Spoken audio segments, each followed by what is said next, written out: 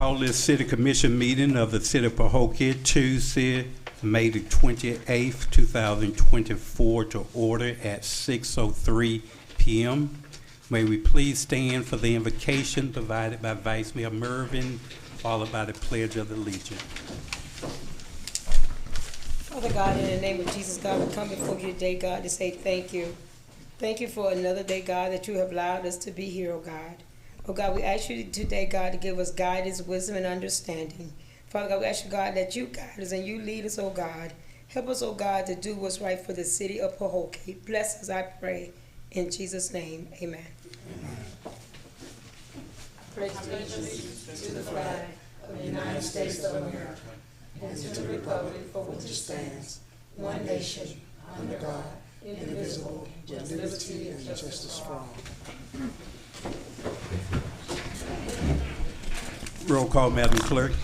Mayor Babb. Present. Vice Mayor Mervin. Present. Commissioner Bolden. Commissioner Cowan Williams. Present. Commissioner McPherson. Present. Interim City Manager. Present. City Attorney. Ms. Weeks. City Clerk. Present. Thank you, Madam Clerk. Thank you, Commissioners. Thank you, staff. And most importantly, thank our listening audience for being here this afternoon to participate in our regular scheduled City Commission meeting.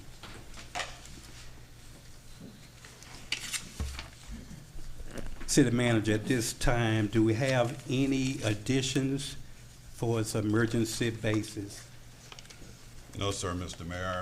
We do have, under old business, reestablishing community board. That's going to be moved and considered for a workshop for next commission meeting. Okay. It was originally scheduled for the 14th meeting that was canceled. And I think the commission at that time wanted to workshop this item as opposed to just have it brought before you. So we've scheduled it already. You should be notified shortly. Thank you. That's the only change. Thank you. Point of order, Mayor, if I could, I would make a motion that we need to add two things to the agenda for us. We know this is the city clerk last meeting, that we need to appoint an interim city clerk. Also, the discussion of the city manager's discussion, like we didn't put a timeline. I think it was 60 days of the interim, but we didn't put a time for the 30-day of accepting application. Are we still accepting applications? Like, where are we at with that?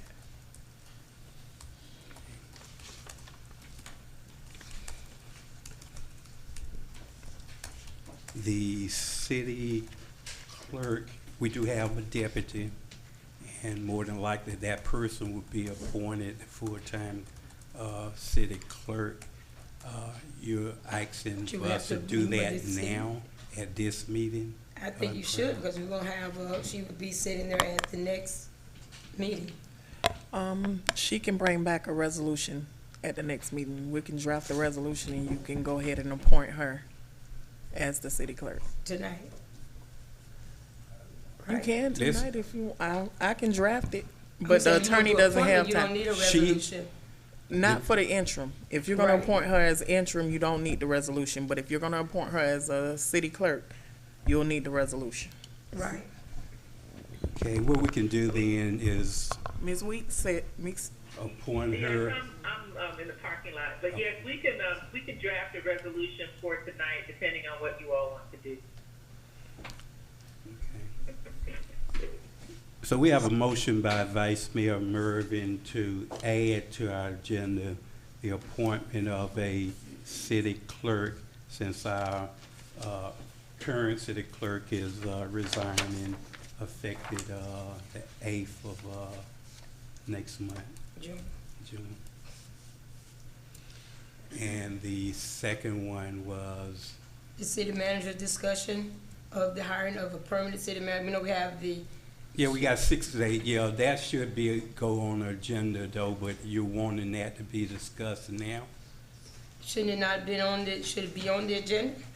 Because, okay, now what is the timeline? Are we still accepting applications? We're gonna discuss that. What we're gonna have is we're gonna have a workshop on that to make sure that When is that?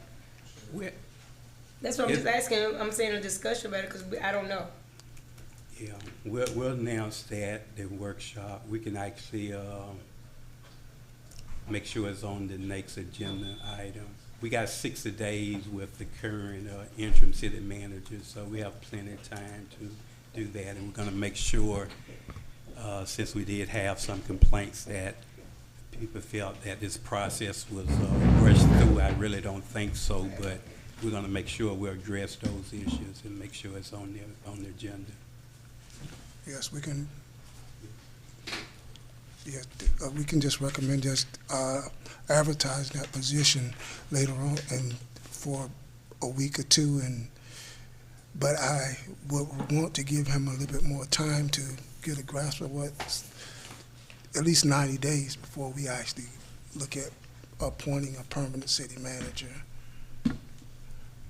But I don't see a problem with us advertising it, at least getting the applications in and having a deadline. But as far as the, Okay. What we'll do, we want to have a workshop to discuss the ins and outs of what we want to do and how we want to do it. So Okay. we'll end up calling a workshop specifically for that process, so everyone would be aware of what we're going to do and how we're going to do it, and it would be at least a majority consensus that this is the process that we're going to be taking. That's all I was saying. I know it was 60 days, if I'm not mistaken, you said 60 days in the past resolution, if I'm not mistaken. You say 60 days. That's fine. I'm just saying, I don't know what we all, because you made the 60 days. Well, That's what I'm saying. So I don't know. Then you had 30 days for accepting application. So my question is, are we still accepting the application? What is the timeline? What is the time frame? That's what I'm saying. When is the cutoff date? What is it? You know, are we accepting him now while he's in as being an interim? That's all I'm asking. we haven't made that final decision of doing that. We'll do it as a group. Right, that's why I And we'll said make it sure should we be have added the as a majority. city manager discussion on the agenda to discuss it. We discussing it now, but. Yeah, I'm just it can saying- be added to our next agenda. We got 2 weeks is not gonna have us in a bind to make sure we get what we want and That's have fine, a it's fine. I'm final just saying, what else the discussion. timeline is, So, just yeah. a discussion. So I think when we advertised the position, there was a mistake made. We advertised it as the permanent city manager, and people that applied for the permanent city manager. However, we had to reach out to the applicants. Correct me if I'm wrong, attorney. And then we reached out to them and let them know that it was for the interim position. So, and the second thing I think we discussed in the last meeting, that we wanted to each one of us come up with 2 questions before we even got to that step. So I think we what need I'm to trying to address. do is make sure we just don't go and steer from our agenda. We're gonna add that to our next agenda. We'll be able to totally discuss it, whether we wanna have an open discussion of it or a workshop. Because of the details involved in it, it's something I think initially we need to have a workshop in deciding what we wanna do and how we wanna do it. And then at our next meeting, we'll Okay. approve that process. So we won't be able to vote at a workshop, but we'll have the foundation of what we intend to do and how we intend to do it. Okay. You have any input on anything that was said, City Attorney? No, other than, Mr. Mayor, Commissioner McPherson said something about there being, I guess, a process and not knowing, the people not knowing what they were applying for. I think they were told, each one of them Notified, yes. were told that it was for the interim, but their applications could stay, and that you all were gonna open it for so I'm assuming it's open right now, so people can't apply unless you all say that's not the case anymore. And then you also said in the prior resolution for the interim manager that it was for a period of 60 days. And so if you're changing that at some point, I guess at the end of the 60-day period, if you change that, you need to change a resolution to say what you're actually doing. But right now, that's where you left off. Okay, and that would be, again, should be on the agenda too, because I'm under the same impression that our current interim, we should give him, even though we have decided and made sure that we want to put it back out and just re-advertise so everyone will be able to have a fair opportunity to apply if they want to, but I'm in the same impression. We do need to allow the interim a little more than the 60 days, if that's the consensus, but I'm in agreement with something like that also. Just for my clarification, do the people that already applied, would they need to complete a new application? Because You all said the conversation was that they wouldn't, and that it will be open, and that you would allow people to continue to apply.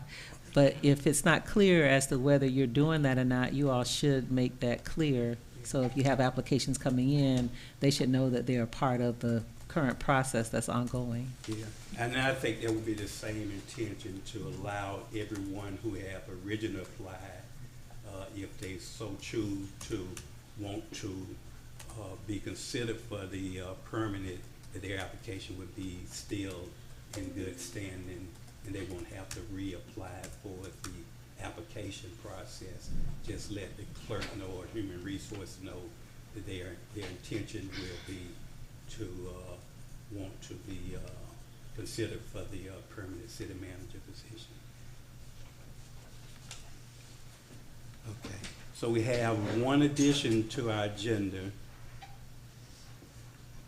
and no other changes or deletion from the agenda. So at this time, I'll accept a motion for the acceptance of the agenda, if that's the consensus.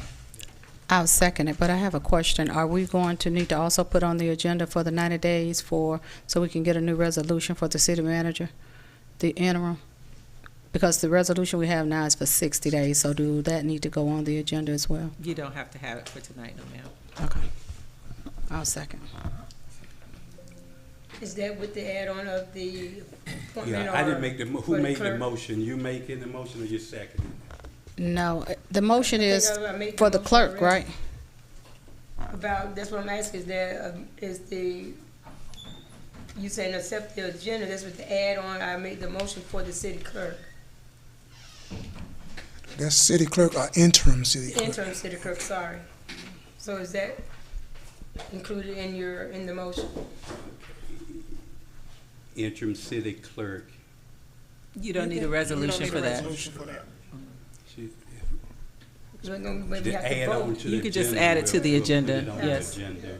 So we have that, and did you say anything else outside of that? No, yes, Okay, and on the agenda, the interim city clerk position appointment. Question. This, Just one question before we get, are we gonna advertise for the city clerk, even though we have a motion on the floor for the interim? Are we gonna put it out for advertisement? that's something we'll discuss. The interim, No, not for the interim, for the permanent city clerk. Are we gonna? yes, we'll make sure we discuss that, at least have it on the agenda. We may decide in some cases, if you got a certified clerk that already certified on staff, you may just end up appointing her versus the application process of that particular position. And I would definitely consider and recommend that. Okay. So let's take the motion of the vice mayor to have the interim city clerk position added to the agenda. Are there a second? I'll second. It's been moved by the vice mayor and properly seconded by Commissioner Cowan Williams that we add to our agenda the appointment of a interim city clerk. Call for questions. Hearing none, are you ready for a vote? Roll call, Madam Clerk. Vice Mayor Mervin, Yes. Commissioner Calvin Williams, Yes. Commissioner McPherson, Yes. Mayor Bab. Yes. Thank you, Madam Clerk. Thank you, Commissioners. Motion passed by unanimous vote. So, can I just ask one question about that? So we are going to advertise for the permanent position, correct? So she We will have haven't to- made okay. that decision Okay. yet, but it will be discussed. I just Yeah, want to make sure. yeah. Okay, the next item on our agenda is presentation, proclamation, public service announcement, public comments. This is an opportunity to give the residents an opportunity to provide public comments to the commission. We ask you to make sure you have a comment card completed. When you're called, stand to the podium and address the commission, and you have up to 3 minutes. This session is for the comments dealing with agenda items only. You'll have another opportunity towards the end of the agenda for any general comments and concerns that you may have. So at this time, City Clerk, do we have any public service or public comments cards completed for agenda items only? We have public service announcements. I don't see them out here. Miss Annie Ifield, Healthier Glades.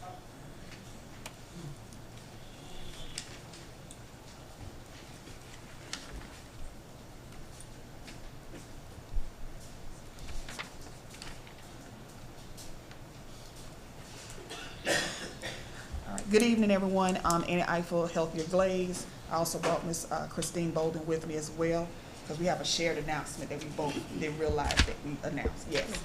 So, Pahokee, Florida.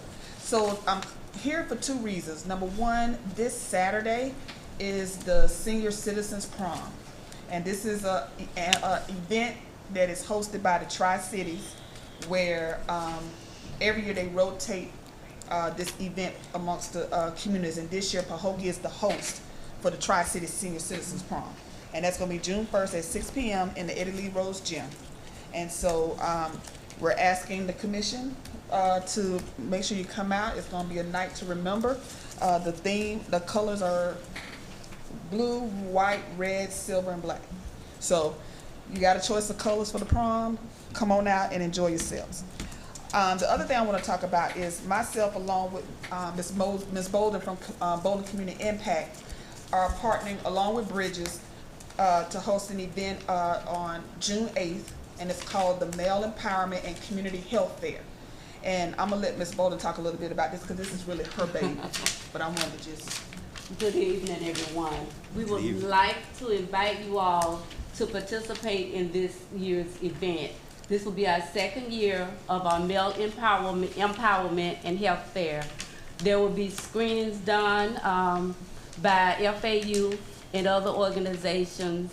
As you all know, June is Men's Health Month, and we just want to bring awareness to some of the issues that men have, and support our dads in making sure that they take good care of themselves for their children. So the event will be Saturday, June 8th, from 10 o'clock. From 10 o'clock until 2 o'clock at Pahokee Elementary School. We have a lot of vendors that will be coming, will be present, and they will share information with you. They'll be doing table presentations, legal aid, from legal aid to the public library. Those organizations will be there with lots of information. There will be food, there will be door prizes, and just a good day to fellowship. And it's not just for Pahokee. We want to see the Tri-Cities there. We want to see our officials there. So we would really appreciate if you would pass the information along and encourage residents to participate. And like I said, we've been a partner with this for the last 2 years, and there's a lot of, one of the things we realize is that a lot of our men are not going to doctors, and they're not getting their checkups. So this is one way to bring it back to the community and encourage our men to take care of themselves. So thank you. Thank you. Ms. Bolden, do you have flyers? Yes. Okay.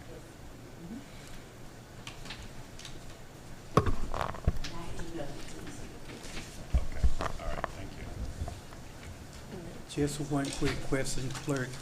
Have the comments cards been updated to note the topic that's gonna be Yes. spoken on if, is, okay. Whether it's a agenda item or a Okay. public service announcement or Thank general concern. Community Partners of South Florida. Wear multiple hats, I'm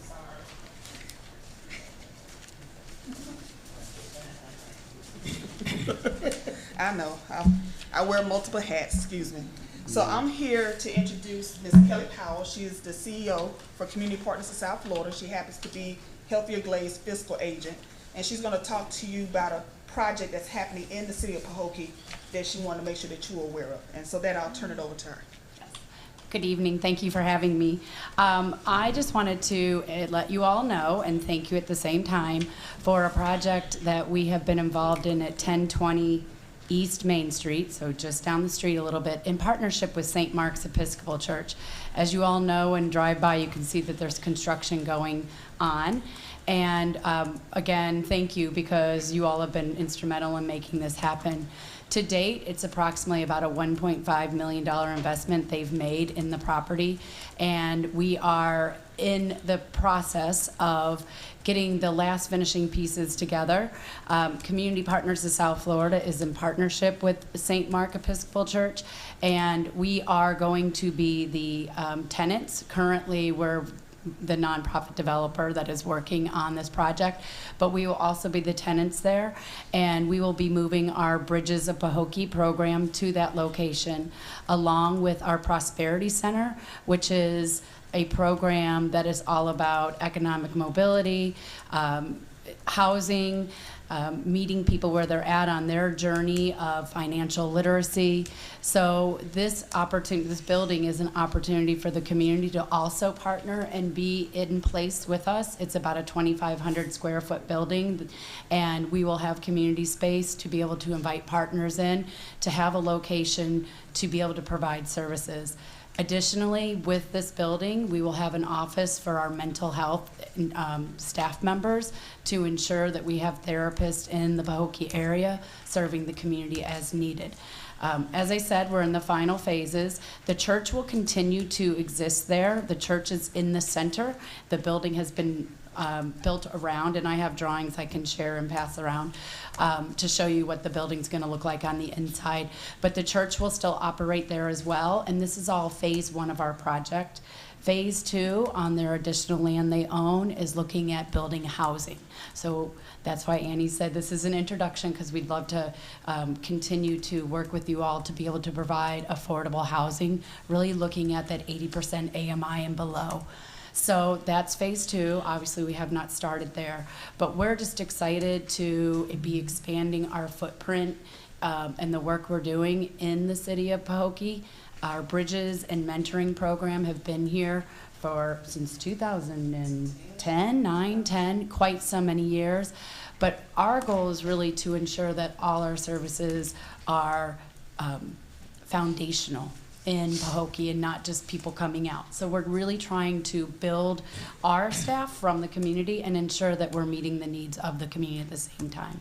So the goal is that our Bridges at Pahokee site, it's soft right now, but it looks like our soft entrance will be in August of this year. So again, I just wanted to let you all know the progress that's being made. Thank you for your commitment in this, and also keep you informed of when we do open the doors. We would love to have you join us for a ribbon cutting. So thank you. And I have drawings if you guys would like a copy. And I'm sorry they're a little wet. It was pouring. Thank you. Thank you.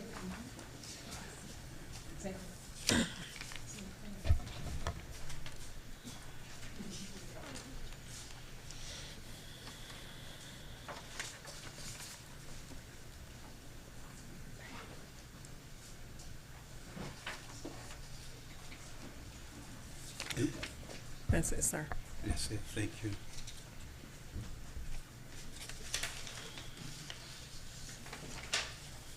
We don't have any consent agenda items. The next on the agenda is old business, discussion of existing. What happened to comments, citizen comments? Oh, so I can't comment now. Not unless it's an agenda item. It's at the end, it's at the end. You can- It'll be at the end. I didn't understand all of that. I would have put an agenda item on there, but I don't even see what's on this agenda. Number one, go ahead. I have to sit here all night for this bull, cause I see why I started it off. Again, we don't have any consent agenda item. The next will be old business Hold on, let me read and see discussion. what's on this agenda. Let me see this, cause I didn't have that understanding. We didn't get to all of that part. Mr. Love, at this time, we're following the agenda as printed. But it's a new agenda tonight. If I know that I had to put an agenda on there, I would have been on there. I wouldn't We wanna did sit an there all ordinance, night. we did an See, ordinance, what I gotta tell you. about 2 meetings ago Yeah, that. y'all done did a would- lot of things 2 meetings ago that you can't think of right now, but that. But that. Not since I'm in here, oh, we gonna change it tonight. The last time y'all changed it, now you're gonna change it. Okay. Let me see what's on the agenda here. You out of order, you can't speak up like that, Mr. I Love. can't find what's on the agenda. You can talk among yourself, visually say it, but don't say it out loud. We're conducting our commission meeting at this time. The next is old business, discussion of existing activity or previously held events, if any. City manager? No, sir, as referenced earlier, the item that you have before you will be considered in a workshop for our next commission meeting. Okay. I'll just mention this in the future too, what we would like on the old business, a report of all our outstanding projects, whether they're Barfield Highway or East Lake Village or whatever, McClure Road, whatever's coming up, whatever we're currently working on. So not only will the commission have an update, but the public as well will be well informed. And normally, our economic development director kind of help with that too and providing an update. So I just wanted to make sure we're aware that that should be occurring. The next is the public hearing and or ordinance. We have an ordinance 20. Mayor Bab. Proclamation. Proclamation. Okay, right. Sorry about that. We have a proclamation declaring the first Friday in June to be National Gun Violence Month, Awareness Day. City Attorney. And I will just state for the record, it is very small print, so I'm going to do my best to read this, but it's very small. A proclamation declaring the first Friday in June to be National Gun Violence Awareness Day. The proclamation declares that the first Friday in June to be National Gun Violence Awareness Day in the city of Pahokee, to honor and remember all victims and survivors of gun violence, and to declare that we as a country must do more to end the public health crisis. Whereas every day 120 Americans are killed by gun violence and many more than 200 are shot and wounded, with an average of nearly 18,000 gun homicides every year. And whereas Americans are 26 times more likely to die by gun homicide than people in other high-income countries. And whereas Florida has a rate of 13.5 deaths per 100,000 people, a crisis that costs the state $40.3 billion each year, of which $875.9 million is paid by taxpayers. Florida has the 29th highest rate of gun deaths in the U.S. And whereas gun homicides and assaults are concentrated in cities with more than half of all firearms related to gun deaths in the nation occurring in 127 cities. And whereas countries across the nation, including in Pahokee, are working to end the senseless violence with evidence-based solutions. And whereas protecting public safety in the communities they serve is a high responsibility. And whereas support for the Second Amendment rights of law-abiding citizens goes hand in hand with keeping guns away from people with dangerous histories. And whereas mayors and law enforcement officers, in partnership with the local violence intervention activists and resources, know their communities best, are the most familiar with local criminal activity and how to address it. And whereas gun violence prevention is more important than ever as we see an increase in firearms, homicide, and non-fatal shootings across the country, increased calls to domestic violence hotlines, and an increase in city gun violence. And whereas on January 13th, 2013, Hadiah Pendleton was tragically shot and killed at age 15, and on June 7, 2024, to recognize the 27th birthday of Hadiah Pendleton, born June 2, 1997, people across the United States will recognize National Gun Violence Awareness Day and wear orange in tribute to Hadiah Pendleton and other victims of gun violence.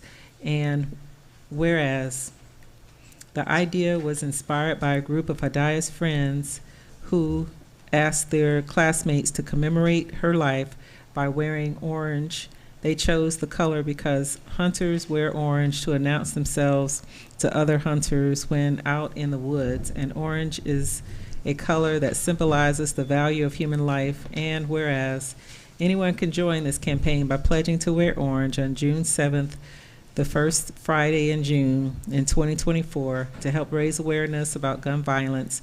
And by wearing orange on June 7th, 2024, Americans will raise awareness about gun violence and honor the lives of gun violence victims and survivors. And whereas we renew our commitment to reduce gun violence and pledge to do all that we can to keep firearms out of the hands of people who should not have access to them, and encourage responsible gun ownership to keep our families and communities safe.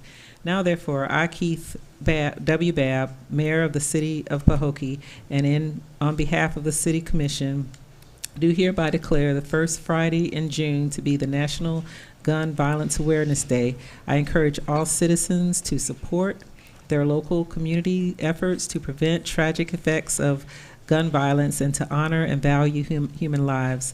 Done this 28th day of May, 2024, Mayor Keith W. Babb, Jr., Vice Mayor Claire M. Mervin, Commissioner Derek Bolden, Commissioner Sanquetta Cowan Williams, and Commissioner Everett D. McPherson Sr. Thank you. Are there anyone from an organization that's here to accept this proclamation? It was an individual who particularly asked for this. I'm not sure if they're here or not. Not seeing, we'll make sure that they receive it. If not, this will be prominently displayed throughout the month of June in our lobby at City Hall. We're encouraging you all to wear orange on June 7 in recognition of anyone who have been a victim of gun violence, them and also their family members. We pray that gun violence is eliminated and certainly reduced in our American society.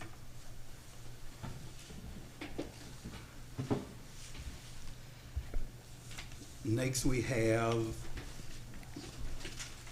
public hearing ordinance. We have an ordinance 2024-02.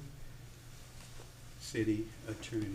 Yes, Mr. Mayor, an ordinance 2024-02, an ordinance of the City Commission of the City of Pahokee, Florida, providing for a small-scale land use map amendment, which will amend the future land use map of the city's comprehensive plan in response to requests by Camaro Farms, Inc., to change the designation of a property generally located at Bacon Point Road, PNC 48-36-42-24-01-000-0770, containing approximately 2.28 acres from residential low to agricultural and legally described in Exhibit A attached hereto, providing the city manager authority, providing for conflicts and repealer, providing for severability, providing for an effective date.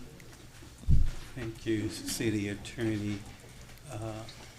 Do we need to have the public hearing first? Yes, sir. Well, first you would have the presentation, and then you can open it up for the public hearing. We'll have our city manager introduce our speaker, Tom. Yes, Mayor. Mr. Tom Lanahan from the Treasure Coast Regional Planning Council is here representing staff on this and the next two ordinances. Mr. Lanahan. Thank you.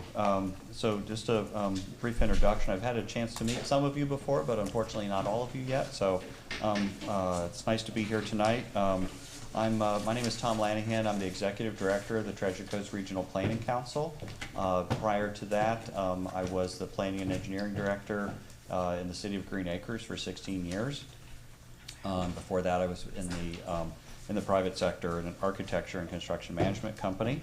In my role here tonight, Treasure Coast is providing local government technical support for the City of Pahokee on planning and zoning related matters. I'm going to do the presentation, but we also, there she is. We also have city staff have been involved with this item as well. So we do have three related requests tonight. The first is a future land use amendment that relates to the future land use map of your comprehensive plan. So that's your long-range planning document. The site in question is 2.28 acres on Bacon Point Road. And the request from Camaro Farms, who's the owner of the property, is to change the future land use designation from its current residential low to the agricultural designation. The standards of review that you would want to apply in looking at such a thing are contained in section 14-28 of the city code. Essentially, they boil down to three main areas. The first is consistency with the comprehensive plan. Is what is being proposed consistent with the comprehensive plan with its goals and objectives, not just the land use element, but the plan as a whole. It is my recommendation that it is consistent with the comp plan. Has concurrency been satisfied? Concurrency is that services need to be available to a site at the time of its development, and concurrency can be satisfied for this site, and most of those services are already in place, and the ones that aren't can be made available at the time that they're needed. And the last is compatibility. So that relates to, does this land use fit in well with the area that it's in? You have agricultural uses across the street. Obviously, agriculture as a land use is a major component of Pahokee's land uses. And in fact, the site is currently in an agricultural type production. There's things growing there, and they would actually still use some of the property for that. So it's certainly compatible on a land use basis, and then other aspects, the site plan approval process will handle any of the other potential incompatibilities that might happen. So your zoning appeals and planning, is that what ZAP is? Yes, your ZAP board, I always hear it as ZAP and then I forget. Your ZAP board did recommend approval of this item, and your staff also recommends approval of the change from residential low to agricultural. The applicant is here if you have any questions, and also I'm happy to answer any questions that you might have. So, Mr. Mayor, what I would recommend is that you let the applicant make any comments and then open it up for public hearing before you turn it over to yourselves to deliberate on the item. Applicant. Hi, my name is Tammy Mosley with Remax Prestige Realty, and I basically was just serving as the liaison between Camaro Farms, Paul Allen, and the city. And I want to say one thing, he has been exceptionally great through this process. This is a good man, very helpful. So basically what they're doing is they are in the city of Pahokee. They have resided their business in the city of Pahokee for many, many, many years. And they are located right up here in front of, in the town. And they're outgrowing the space. It needs some repairs, and they are looking to expand. And they already own that property. So they wanted to expand and put their farm office there. So that's what they're looking to do there. You have any questions? Then you open it up to the, you open it up to the audit. They're just trying to keep their business within Pahokee. They could have went to Belgrade, they just built a huge Napa store there, but they wanna stay in Pahokee. They're just trying to stay grounded. At this time, I will open this as a public hearing. Do anyone from the audience wish to speak on this ordinance?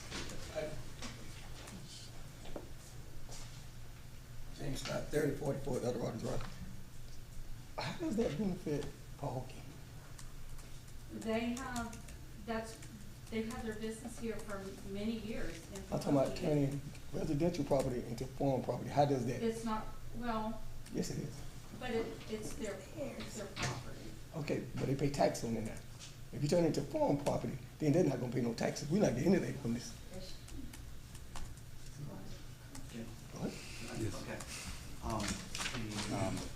The use that you'll, as we go through the approval tonight, and then at a later meeting, there'll be a site plan approval. What they're going to put there is the office for their farm. I understand that. And that will pay tax, because I believe you can only get the exemption on agricultural production. Right. But the office would have to pay property tax, I believe. I mean, it's gonna be just for what?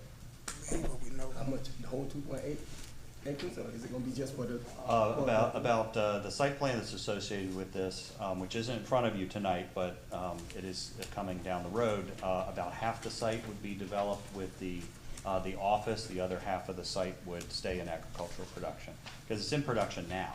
So I don't know if it's paying any property tax now. It's not something that I looked at.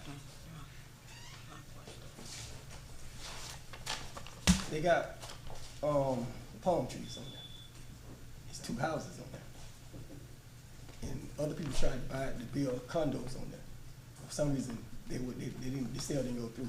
But now we're gonna sell it to somebody who wanna turn it into farmland. We got farmland across the street. I don't think you're selling it, Mrs. Scott, they already Well, I'm own just the saying, property. they sold it to somebody who got farmland. That's their property. Okay, they own it. So I mean, we got enough corn and beans going down Main Street right now. But if I'm not mistaken, they building a building on the building. They can build a whole condo. That's bigger than where the hospital thing is. That's more property than that. They can build a whole residence like that. I've been there 10 times. I'd like to comment on that. I'm in agreement with that. Henrietta Johnson, 130 Custer Court, resident of Pahokee and Belgrade. We have been living in this community with, and I remember Mr. Darville when we had to do a project. And I did a project because we had to do a presentation on Pahokee. The farmland doesn't pay any tax. Do they pay a water bill? No. Do they pay light bill? No. But at the end of the year, they file through the federal government, and then they get a tax break, and they get money for not doing anything. And Pahokee cannot afford to allow anybody else in this community just to stand on our backs and keep us down. You need a business that's going to bring in tax revenue, where you get water bill paid, that pay your salary, where you get light bill paid, that pay your salary, and just say all of our land, mostly in Pahokee, is farmland. And before we vote on something, we need to research and make sure that the city of Pahokee, Florida, is going to benefit. If there's no benefit for the city of Pahokee, Florida, then we don't need you. We don't need shadows. We need businesses that are going to help build this community and stabilize this community, make jobs available for this community, and provide income to residents that support this community. Zero from zero leaves zero. Ms. And we need to stop before everybody come up with a presentation. It sounds good. It sounds good. But is it good for this community? Do we have a tax base coming from this organization that's going to support this community? Because the tax pay base pay your salaries also. So it's like passing the pen. You know, you pass the pen to all the congregation. But how many people put money in it? Mr. Mayor, Yes. if I may. Yes. Ms. Johnson and the other gentleman, I forget your last name, Mr. Scott, you bring about very good points, but I think you're missing some key factors. Okay. This is an existing business that's looking to enlarge their increase all of those things that you mentioned, the tax base by water, which county now, so we don't get as much as we Nothing. used to get. It increases all of the utilities, and it increases opportunities for future growth and development. Ms. Mosley mentioned that they have similar businesses in Belglade, just went through a major glaze community in general.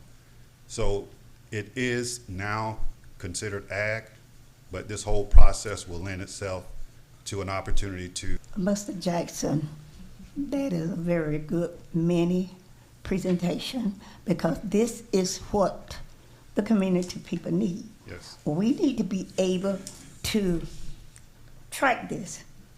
Match A with A, B with B. You know how we used to do the little cross matching puzzle? And this is what the community needs. This is what the residents need to hear. Yes, You know, having this information, and it's not brought out unless somebody contests it, it's invaluable. The valuable part of it is to present the whole picture and not part of it, so that you all have a better understanding to what's going on, so you can vote, and the citizens of Pahokee, Florida will have a better understanding, so we could feel comfortable and feel valuable. And I appreciate that, and thank you. Yes, ma'am. Are there anyone else in the audience that wish to speak on this particular ordinance? I just want to say, getting up here. I just want to say that you covered everything that I was fixing to come up here and say, and that Mr. Allen and all of them, used to be Roger Hatton and all of them, they give back to this community in many ways, and they just want to keep it local. They want to represent Pahokee. They are proud of Pahokee, and they want to keep it here, and that is why they chose Pahokee. And it will help. It will help everything with taxes and everything for the community. It definitely will. Okay. Hearing no other citizen, I will close this public hearing on ordinance 2024-02. At this time now, we would have our commissioners deliberate. Go ahead. Yes. You have a question? Okay. Wait. And I would entertain a motion and a second, then we'll go into discussion prior to the actual vote. Mayor, I would like to make a motion that we will approve ordinance 2024-02. I'll second. It has been moved by Vice Mayor Mervin and properly second by Commissioner Kywins Williams that we move ordinance 2024-02 on first reading.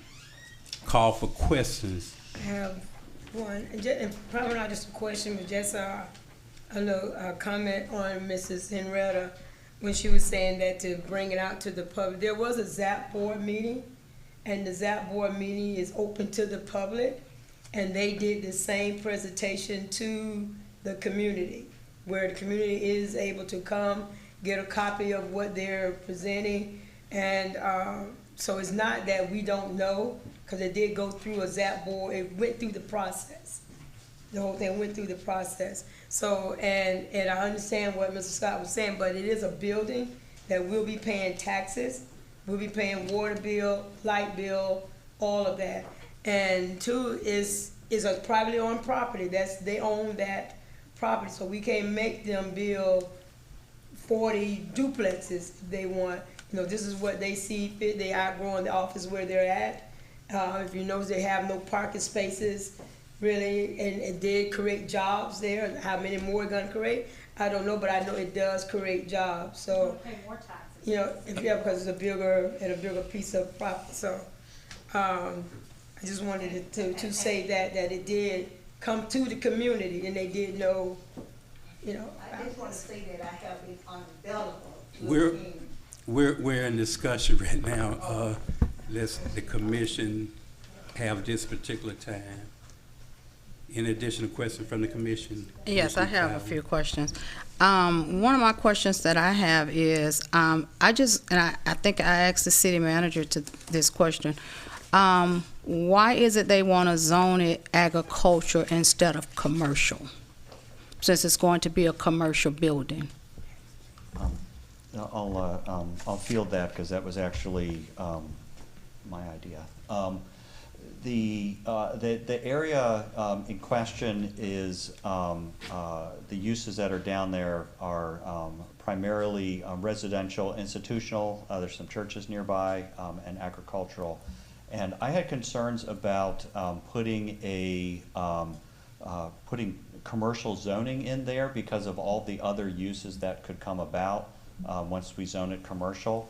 By taking this approach where it's an office tied to the agricultural use, basically the city is able to limit the uses that can go there. If you give it the commercial zoning, there's a whole bunch of other stuff that can go there, retail activity, things of that nature that really might not fit in well in that area. So that's why that approach. Okay, so if I recall, because we had someone before came to the ZAP board and they wanted to do the same thing, and it was in residential. So my question is, if it's zoned as commercial, and then we say, but this is what the commission is going to approve that's going to go there in commercial, then how could something else come if that's what the commission agree on, that is why they are approving it to be commercial? Any use that is a permitted use or a by right use in that zoning district, you would not be able to prevent that use from going there. Your site plan approval would only be, if it even had site plan approval, your site plan approval would only be about the configuration of the site, and some of those other aspects, but any permitted use can go on a piece of property that has the zoning for that permitted use. There are other uses that are conditional uses that are, usually those ones that are a little more problematic or have a little bit more off-site impact. Those you can limit which uses they are. But once you've got the zoning, if it's a permitted use, it could be anything, any of those permitted uses.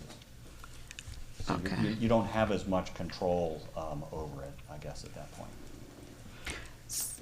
So let me ask another question. Is there a tax difference that it would be in zoning it commercial instead of residential?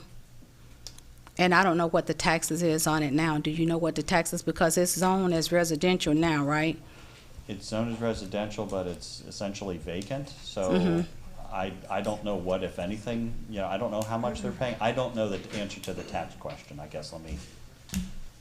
Let me not speculate. I don't know the answer to the tax question, other than the use of the property matters, not just what the zoning is. Okay, and my next question is that I know you said that it's going to create more jobs, so is their office space that they're using, so are they building offices that's going to be able to be rented out? Or I'm just trying to see how is it going to, you said it's going to benefit the community, so if it's just going to be their office space, I'm just trying to, based on what you all said, how it's going to help the city. It is for, it's build to suit for Camara Farms' corporate office. And so I imagine they have employees. And so they potentially could have either you know, keeping those same employees in the area or additional employees. And it is substantially larger than the place where they're at right now, which is also in Pahokee. It's in downtown. Okay, and I guess I have another question. How much of the, is 2.28 acres, right? Yes. How much of that will be used for, I know you said all of it won't be used for the, office space. What will the other part of it be used for? So it's about half and half. The back half shows on the site plan of just open space or agricultural production. They don't have a use for the back half, basically. So in the It's used for future, the front half. so in the future it won't be. So do they have agriculture on there now? Yes. What's on it now? Trees, palm trees, I believe they're growing there. And so they will leave the palm trees there, or will something else go there? They said they could leave the palm trees there if needed, yes. They could if needed, but they won't be putting anything else there? Not that you know of. The site plan just shows the front half of it being developed, so if they were gonna put something on the back, they would have to come. Okay, well, I didn't see the site plan, that's why I'm asking, because I I didn't see understand. a copy of the site Yes, plan. it's there in the, you know, in the air. Okay. I would, before we move to the next commissioner, as mayor, I'm gonna be honest, I'm against it. I was against it when I saw it, especially because we're changing residential use to agriculture. And we do have a large amount of land that's agricultural. I've been trying to figure out a way that we can change some of the agricultural land to residential. That's one of our prime needs, or / commercial. I couldn't support it, I don't know, and I thank the ZAP board for their work on it, but I don't know how this would benefit the city of Pahokee. Have no idea, and I listened to what the interim city manager said, I listened to what Tammy has said, I listened to what Tom has said. I want to keep it residential. But it's not And- gonna be residential, because they own it, they don't want. They can own it, that's not my major concern. Maybe their family members somewhere along the line would do it. When they die, the children may do it, the grandchildren may do it. But to add some additional agriculture when we certainly need commercial / residential area in the city of Pahokee, I've always contemplated, what can we do? Maybe we can even address the state. They are actually leasing farmland for $1 to allow farming. But just That's the because fact, you it's should have zoned verified agricultural, there's new uses. The. I'm making my point. I'm not in favor of it, okay? I'll let Commissioner McPherson, if you have any questions on it. I don't have any questions. Okay. Mayor, just I have a question or comment. I hear what you're saying, and we have a lot of agriculture everywhere we look. It's in our back doors and our whatever. But we got to realize also this is a piece of private property that they don't have to do anything with, and just let it. I totally Let me understand just that. make my comment and let it just sit there, and you still don't get anything. I totally understand that. Okay, so if we waiting on a family member to die, so they may want to put a building on it, we might be going to. But and I think if I'm not mistaken, they're not going to grow. They're not asking you to get a land to put corn, cane, or whatever, because it's already there. I understand. You're making so- a point. That's not going to convince me whatsoever. I'm not trying to convince you, Mayor. But I'm saying I don't see the point though. If you cut me off from making my point. You're supporting it, and I'm not. So I'm not sure. Well, okay, we had a ZAP board that unanimously, if I'm not mistaken. I understand that part. Well, since As I can't one speak, I guess voter, I'll go as ahead. one person on this commission, that's all I'm saying. I totally would not support this. I understand that, Mayor. You made your point, but you didn't let me finish mine. I'm not sure why you're making your point at this point. Because I have that chance. You make a Have the point to try to opportunity. influence your other commissioners somewhat to see your side. I see your side, I totally do. And I respect how you vote, Roll however call, you Madam vote. Clerk.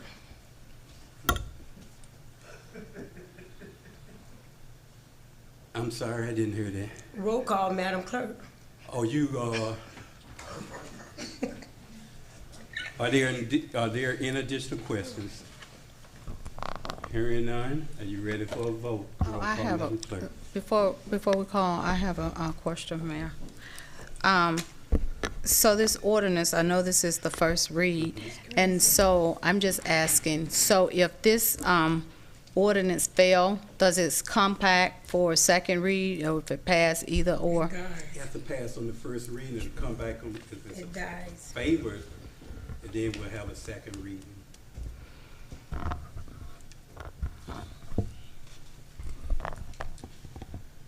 Hearing no additional question, roll call, Madam Clerk. Vice Mayor Murphy. Yes. Commissioner Cowell Williams. No. Commissioner McPherson. No. Mayor Bab. No. Motion failed by 3-1 vote. It's crazy.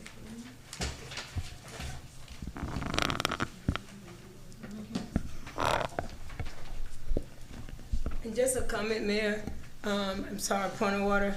This is why we don't have, no one really to come to the city of Pahokee.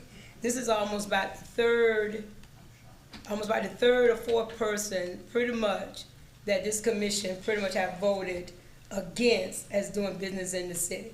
I'm just making a point to put it on record. This is why, because it looks as though we don't see to working with anybody. It don't. I don't care whether we ran off a guy that was going to put 120 apartments. We ran off so many. We had a let me finish. We had a ZAP board. I'm putting my point on Commissioner, record, we have Mayor. voted on this issue. This is not to continue something that's been voted on. Now, during your comment, that's a Well, perfectly I'm good put it on time record to that discuss we that. run during your comment. businesses away from the city of Pahokee. Okay. We'll now move to ordinance 2024-03, City Attorney. Ordinance 2024-03, an ordinance of the City Commission of the City of Pahokee, Florida, providing for a rezoning as requested by Camaro Farms, Inc. to change the existing zoning designation from the single-family residential very low density to agriculture for property generally located at Bacon Point Road, PCN 48-38-42-24-01-000-0770, containing approximately 2.28 acres and legally described in Exhibit A attached hereto, providing for the zoning map of the City of Pahokee to be amended accordingly, providing for conflicts and repealer, providing for severability, providing for an effective date. Thank you, City Attorney. Just for clarification, basically, I'm looking at this being basically the same ordinance, maybe slightly different. What is the difference, staff? This particular one deals with the rezoning of that same property. The initial one dealt with the future land use map. Okay. So all three are related, just with different anticipated outcomes. Again, Tom Lanahan, Treasure Coast Regional Planning Council.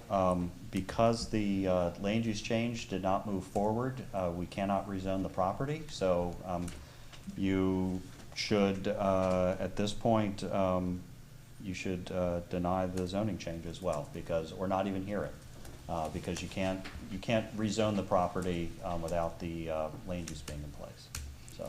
And my recommendation, Mr. Mayor, is to vote up or down all of the items that have been agended and are on your, are for your consideration. Okay.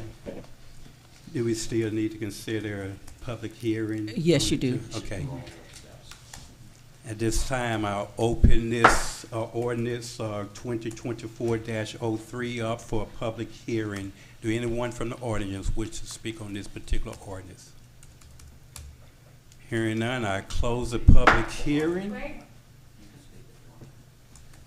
I just want to say, again, I'm Tamara Mosley with RE/MAX, And as an agent for over 18 years, this has been my biggest community. I have served this community, sold just about everything in this whole entire town once. Maybe that's a good sign, maybe that's a bad sign. But this is sad because at this point, the building that he's in, he can no longer, he's got to expand. That means he may possibly have to take his business to another city. And that's sad. As a realtor, that's sad. This was sad tonight to see this. As a realtor of 18 years, serving this community. I was born and raised here. Born and raised here. Proud of my town. So it's a sad day for me.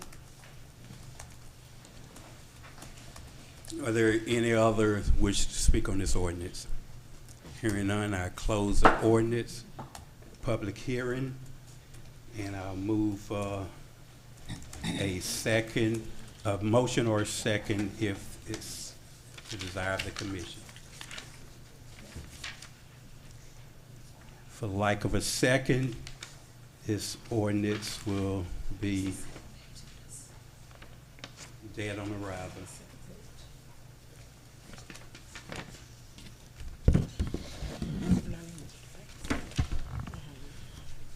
Okay, now we'll move to. I'm sorry, was there a motion? You need to move and second and It wasn't a vote. motion, so we can't go any further. It died. Then make for a lack motion of to a motion. deny. You have to take action. Yeah, you need to take action on it. Can't just leave this hanging out Right, in the air. you need to take action, so move it, second, and then deny it, whatever you're gonna do, I but, can't force the one to move yeah, it. though. well, I'm just asking if you I'll all go can ahead move and the move it. item. I move that we accept ordinance 2024-03. I'll second. Is it moved by Commissioner Kyle Williams and properly second by Commissioner McPherson for the movement of ordinance 2024-03. Call for questions. Hearing none, are you ready for a vote? Roll call, Madam Clerk. Commissioner Cowan Williams, No. Commissioner McPherson, No. Vice Mayor Mervin, Mayor Bab. No. Motion passed by unanimous. Motion declined by unanimous vote. Now we'll move to ordinance, and that should be 2024-04. City Attorney. An ordinance of the City Commission of the City of Pahokee, Florida, amending the text of the zoning code as requested by Camaro Farms, Inc. to allow for office and related uses in the agricultural zoning district by site plan review, providing for conflicts and repealer, providing for severability, providing for an effective date. Thank you again, Tom Lanahan, Treasure Coast Regional Planning Council. This was related to the previous two items and would have provided, or does provide an opportunity to have office space related to agricultural uses within the agricultural zoning district. And it would apply anywhere in the city that has the agricultural zoning on it. There are limitations in size provided in here, as well as the site plan review process, which allows the city to manage any of the impacts that might come from such a use. It is consistent with needs within the agricultural community for offices for their uses. The ZAP board did recommend approval. Staff also recommends approval, and the applicant is here also. And because this is generally applicable in your zoning code, you're not precluded from acting on this by denying the previous two items, because it could potentially go on a different piece of agricultural property, maybe even a different piece of Camaro Farms owns somewhere else in the city. Just to throw in an idea out there, since they have already drawn the site plan, they have building plans, but I'm happy to answer any questions that y'all might have.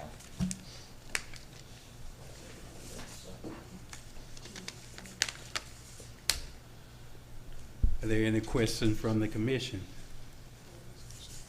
So this is the same, is this the same property? Yes.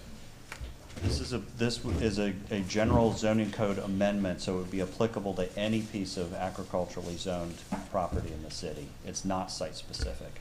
But it would have, if the previous items had been approved, they would have then used this provision to build the office on that site.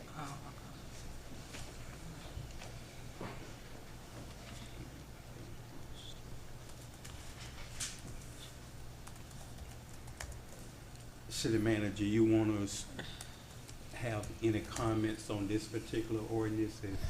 I don't know if it's gonna help or hurt or not do anything, I'm not sure.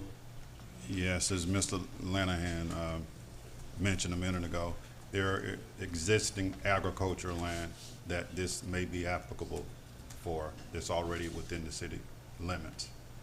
And this will allow, through your site plan review, it would allow for particular, in this instance, office space to be built on those existing sites.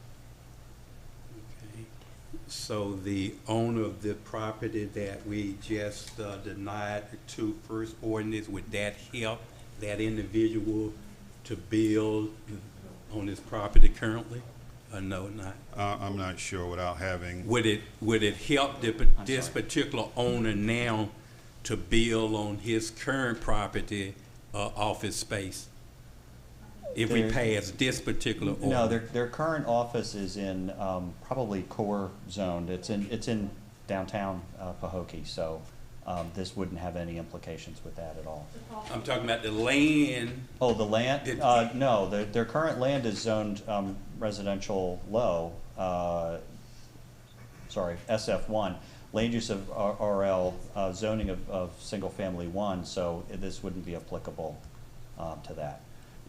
To allow them to put the office on the property that they have now on Bacon Point Road, you would have to do a text amendment to the code that would allow the construction of an agricultural office on single family 1 zoned land, and you have hundreds of acres of land that's zoned SF1. I would not do that because the office uses could go up in any residential neighborhood, so that would be a bad idea. Did I answer your question? Hopefully. Do they have other sites that is already designated as farmland that this particular office can be? No other suitable site? No. I'm hearing no from the applicant.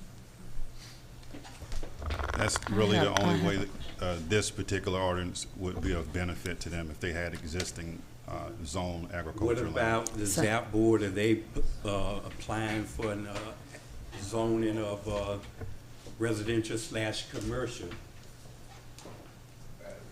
That would have to start a new process all over again. So I'm saying they could do that as an option, possibly. I mean, what was the option? To have it rezoned as commercial/residential low density. I know you're saying you were slightly against that particular. That is a possibility, yes.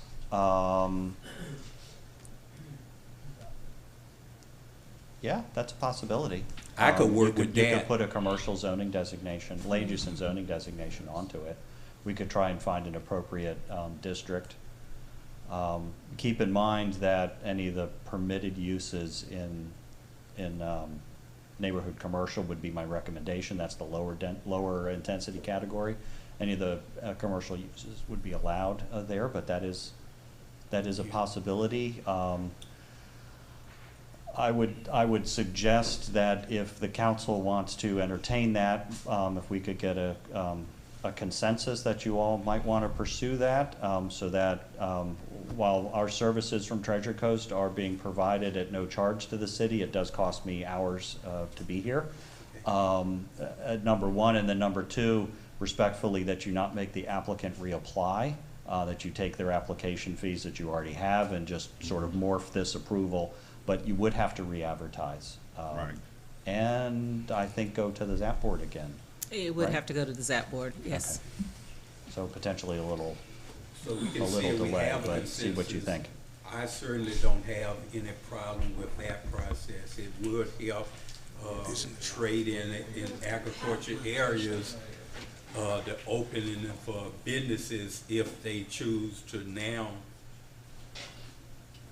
The have zoning business. of it wasn't an issue for them. It was more so trying to work with the city to what was best for the city so that other things couldn't just pop up all over. they're open to any of that to make it work. They're just trying to stay in the city. That was not more so what they wanted. They were just trying to.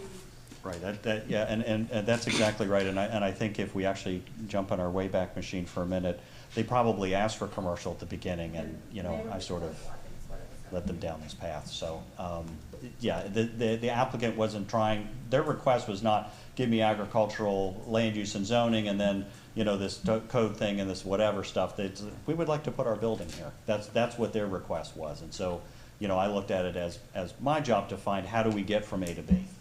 And this was a pathway to get from A to B. But if there's a different path and the council is comfortable with that, at least, you know, on a preliminary basis, I can't ask you for commitment tonight with a vote, right? But we can get some consensus on if that makes sense to you. There's consensus for that? I have a quick question first. Tammy, do you know the building that's there? Do they have any plans with that building, or are they just gonna leave that building there and it's going to be?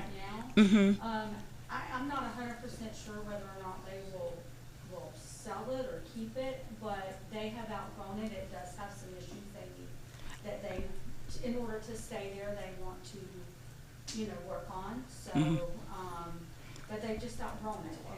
And that's fine. I just want to know that we're not going to have another building left there and nothing is going to, you know what I'm saying? We have a lot of old buildings in the city now, so I'm just wondering if they're going to do something with that building, leave it there, and, you know, they have a new building now and it's just left there and still becomes an eyesore for the city.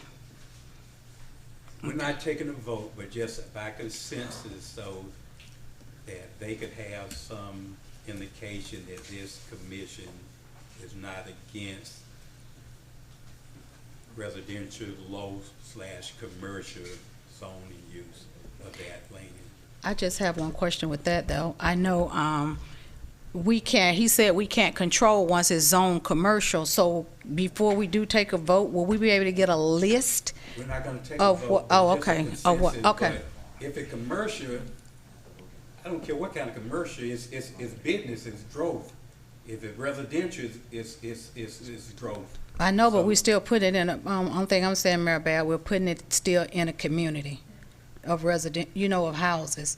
And I know we had someone come to the ZAB board for that before, and for that reason. So that's the only thing I was asking. That's why I was asking. I think you mentioned too, that as long as we keep it in low residential, it'll kind of control the growth of what could be there. We can control that at a certain point.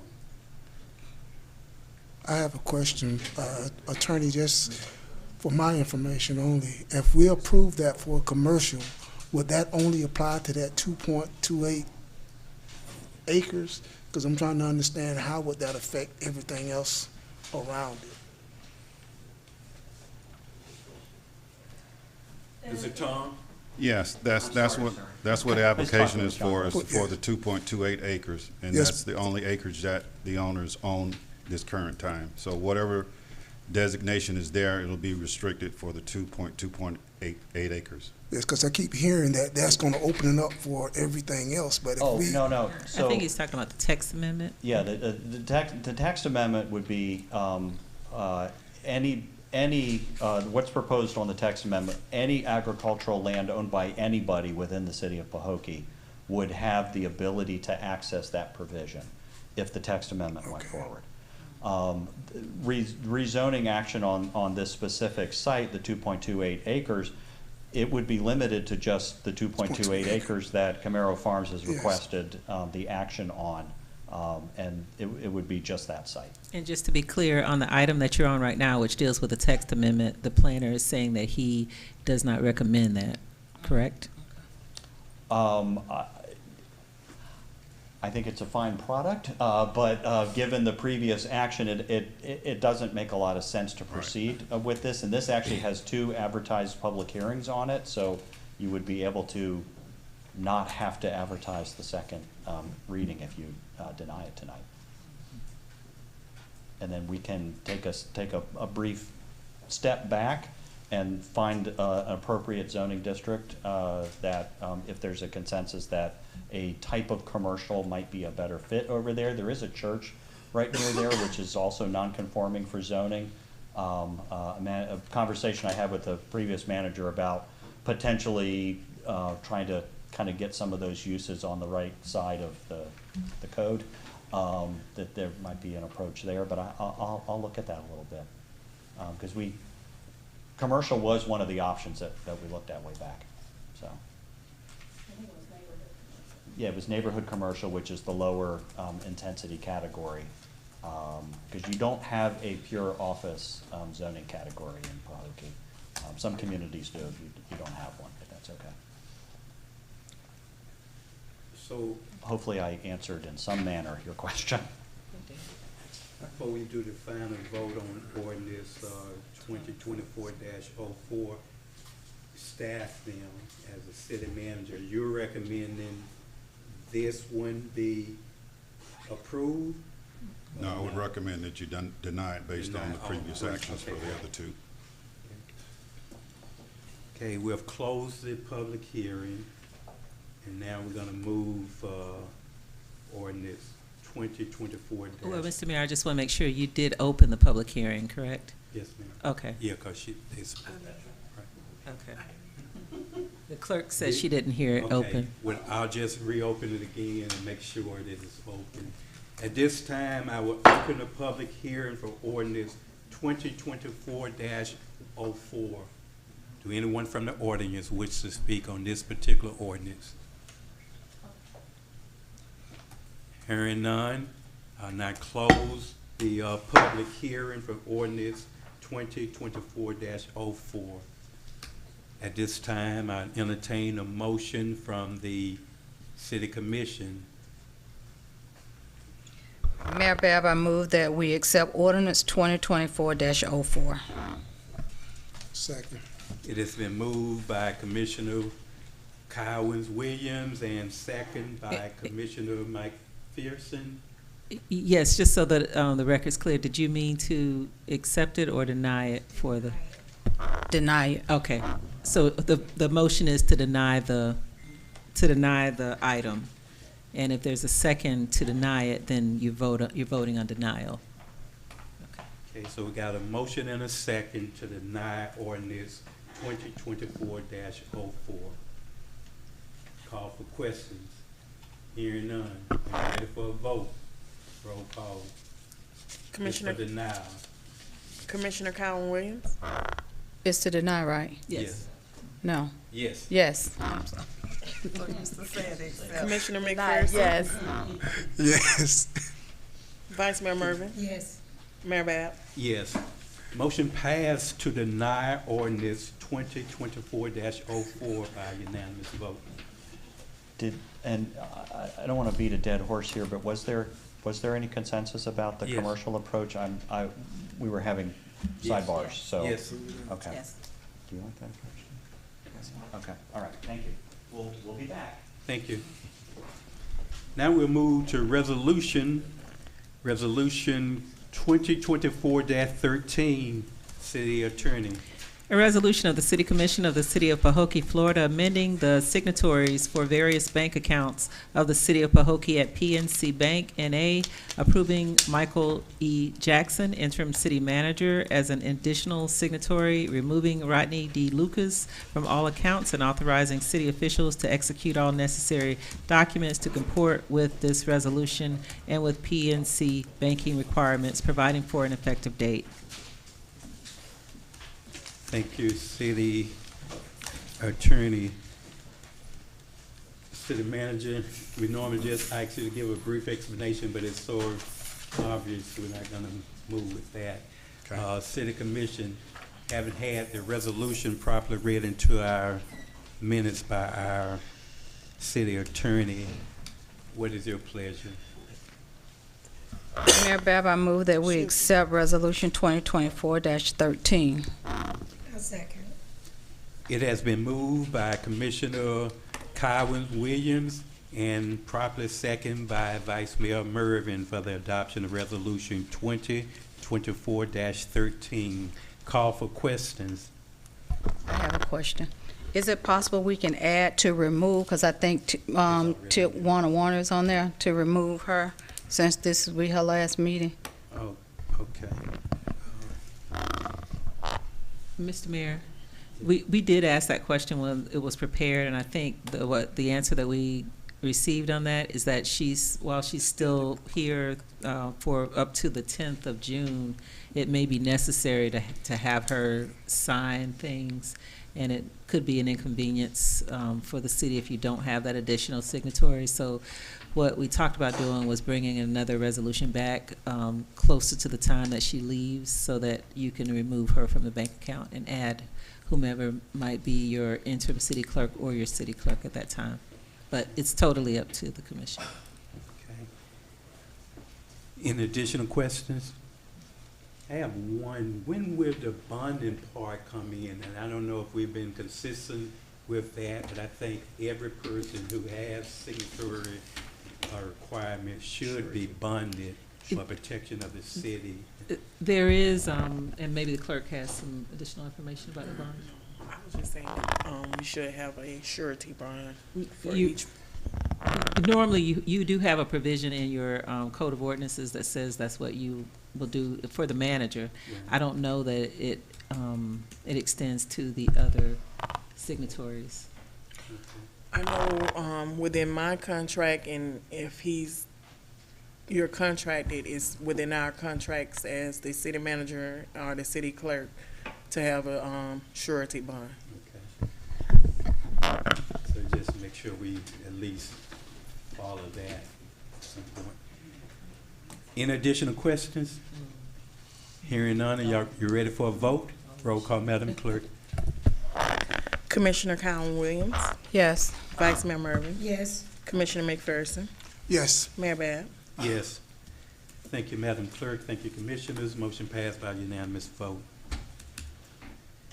Now we move to new business, presentation by the city manager of activities of upcoming events, if any. You got another We have resolution? another resolution. 2020-14. Sorry. Resolution B, Resolution 2024-14. A resolution, yes, sir. A resolution of the City Commission of the City of Pahokee, Florida, approving amendments to the City of Pahokee's personnel rules and regulations as set forth in Exhibit A hereto, providing for an effective date. Thank you, City Attorney. City Manager, could you give us a brief explanation of this resolution? Yes, Mr. Mayor, this resolution deals with recommendations from the Palm Beach County Commission on Ethics, and it made recommending some minor changes to the existing personnel rules and regulations. And the first one is on page 1. Those changes come in form of strikeouts or highlighted, and it's just changing the February 13th date to May 28th, which is today. And the next ones come on page 42. And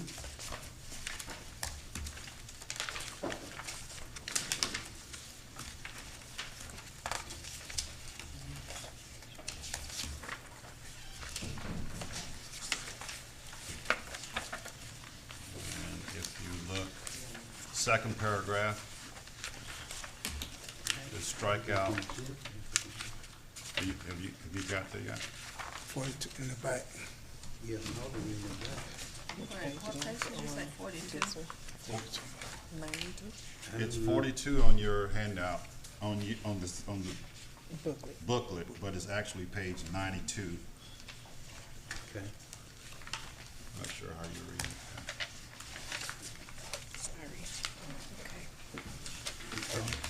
Got it.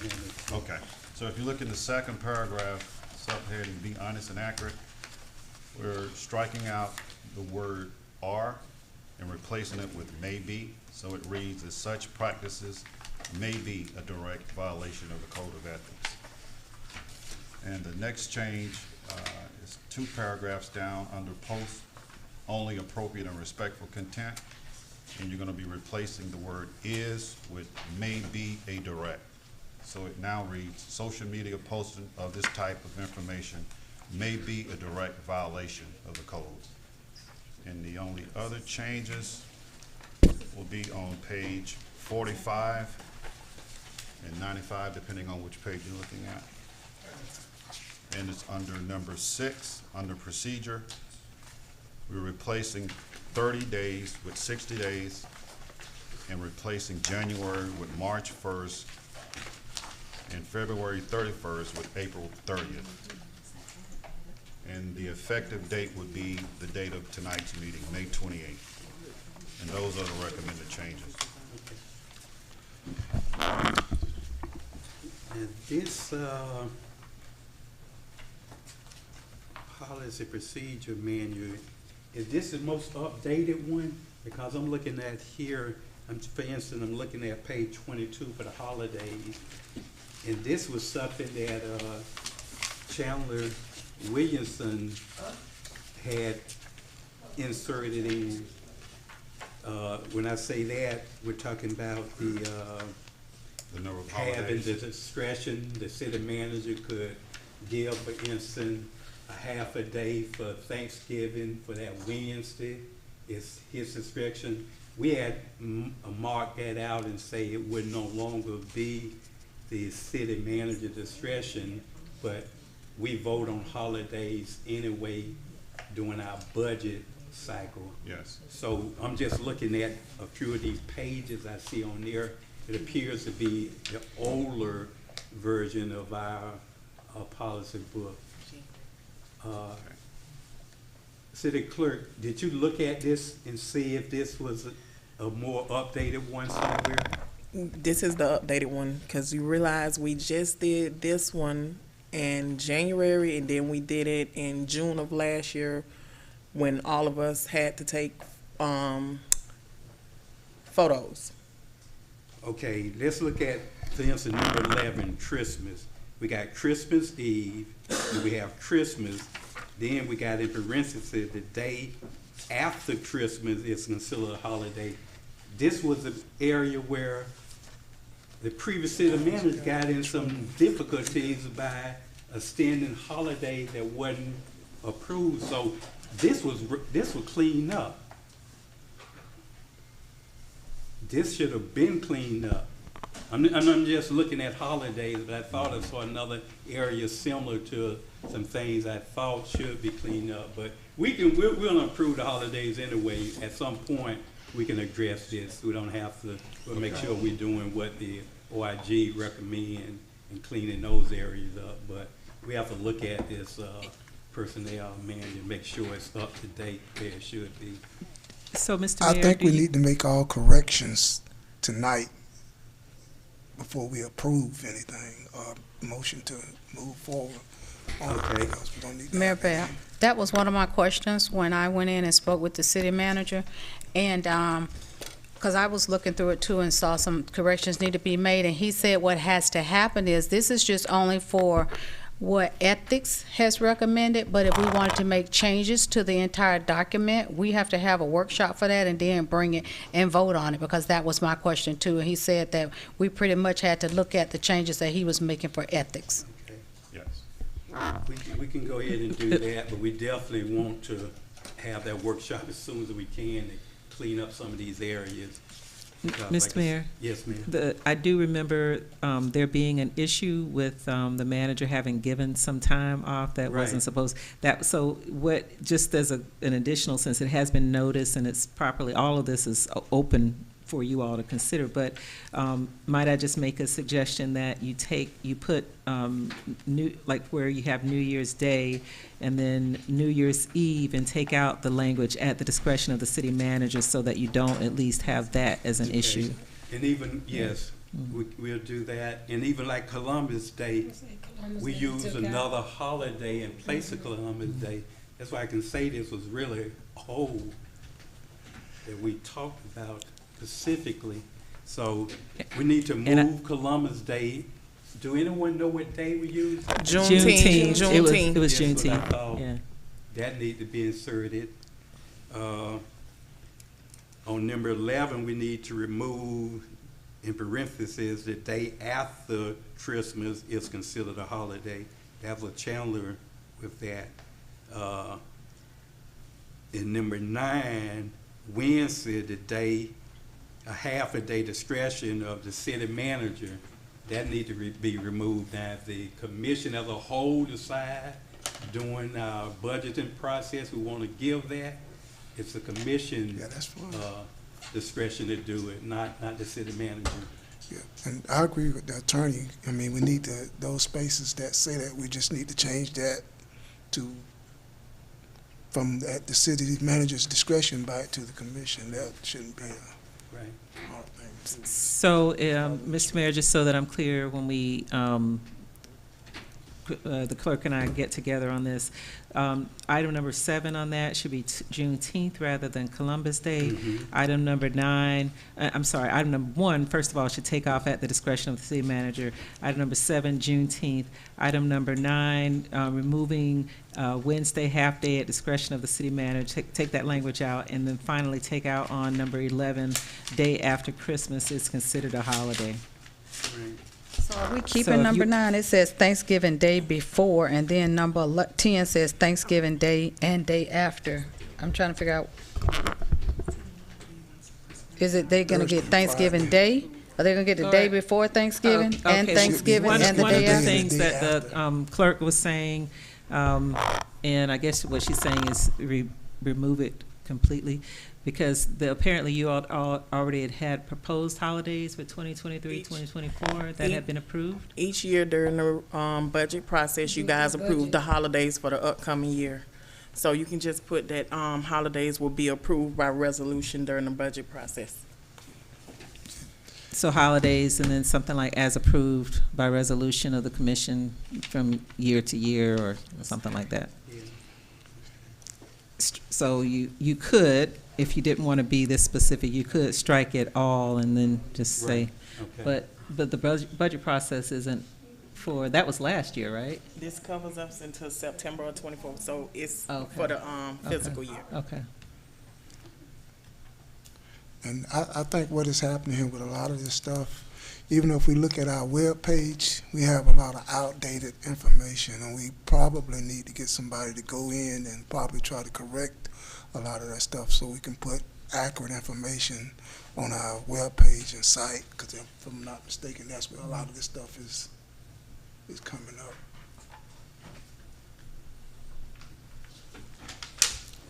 So if that's something you all are agreeable to, we could just refer back to the resolution or have some general language about as determined by the city commission through resolution or something like that, Okay, so that it's consistent. right. We can do that, but we definitely, I think, would like to have a workshop to clean up the entire procedure manual if that's the desire. At least go over it and see what changes may need to be made. I'm gonna be honest, one that really could hurt us, we pay 100% of sick time. They tell you got to do it 5 minutes before. No, not many municipalities does that. It'll cripple you if you have a large turnover in staff, but that's just one example. Johnson didn't give it to you. Okay.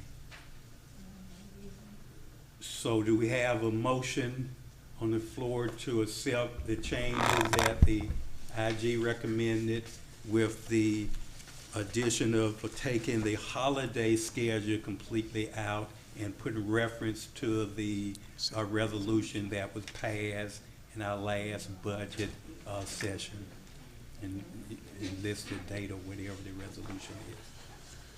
I move that we address Resolution 2024-14 with the necessary changes. Is there a second? That's with adding the resolution for the holiday. Okay, I'll second.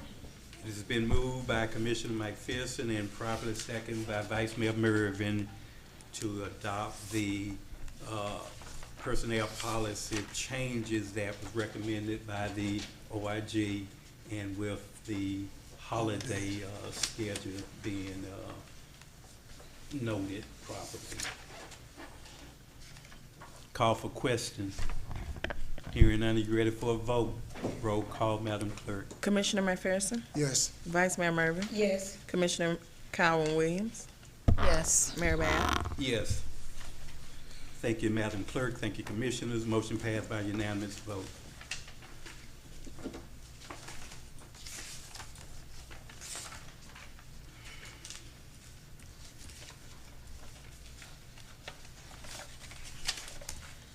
Now we'll move to new business, presentation by the city manager of activities of upcoming events, if any. None outside what was announced tonight regarding the two activities that's coming up. Okay. Now we'll move to the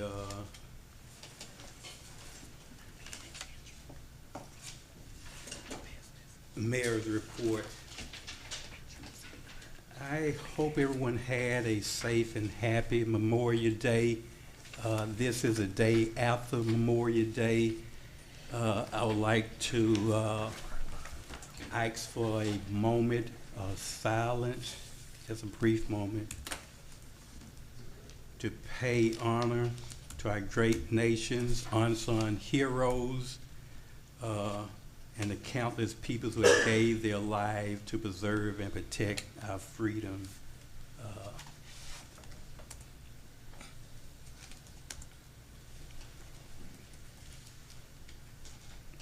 Thank you. I would like to congratulate our interim city manager, Michael Jackson, on being selected our interim city manager. We appreciate him for applying for the job, and we thank the city commission for selecting that choice by a majority vote. I think he would do a great job for our city doing his interim, and hopefully he will apply for the permanent along with any that's interested in applying for it. We'll be hosting a workshop to work out any details of how we would like to do it, whether or not we want to extend Mr. Jackson in the resolution from 60 days to maybe 90 or 120, whatever this commission decides to do. But we'll have a clear understanding of how this process will work out. We took some criticism, and I'll be the top of the list to say that as mayor, I would assume a lot of those criticism, but I also stand on the point that I think the process that we took to select the interim was a good process. It wasn't perfect by no means, but it probably was better than any of the other process that we have conducted. Some folks felt that we didn't have enough time, but we got it done in time to have Mr. Jackson come on board. Just prior to the previous city manager exiting, he had an opportunity to at least get a briefing from the previous city manager. He was able to meet with staff. I believe the majority of the commission have met with him, gave him some thoughts and their ideas of what they would like to see and how they would like to see the city move forward. So overall, I think the process was good. We had several great candidates. We had many who had previous city manager position. Sometime when you're up against the clock, you have to move in a rapid process. I apologize for staff and apologize for commission not knowing the full details of how we were gonna do this interview. But I think just the thought that we allowed up to 15 minutes presentation and having the applications and having a resume, just that alone gave us a gauge of who we felt as a whole was the best candidate for the job for that particular time. I know some didn't agree and some did agree. That's part of the process. That's what you call democracy, and I think we did a good job in doing that. I also would like to thank and congratulate Vice Mayor Mervin for being selected as one of Palm Beach County League of City Board of Directors for this coming year. We have another Glade resident, Mr. Campbell, is city manager, South Bay, is also on the board. He's the secretary of the board of directors.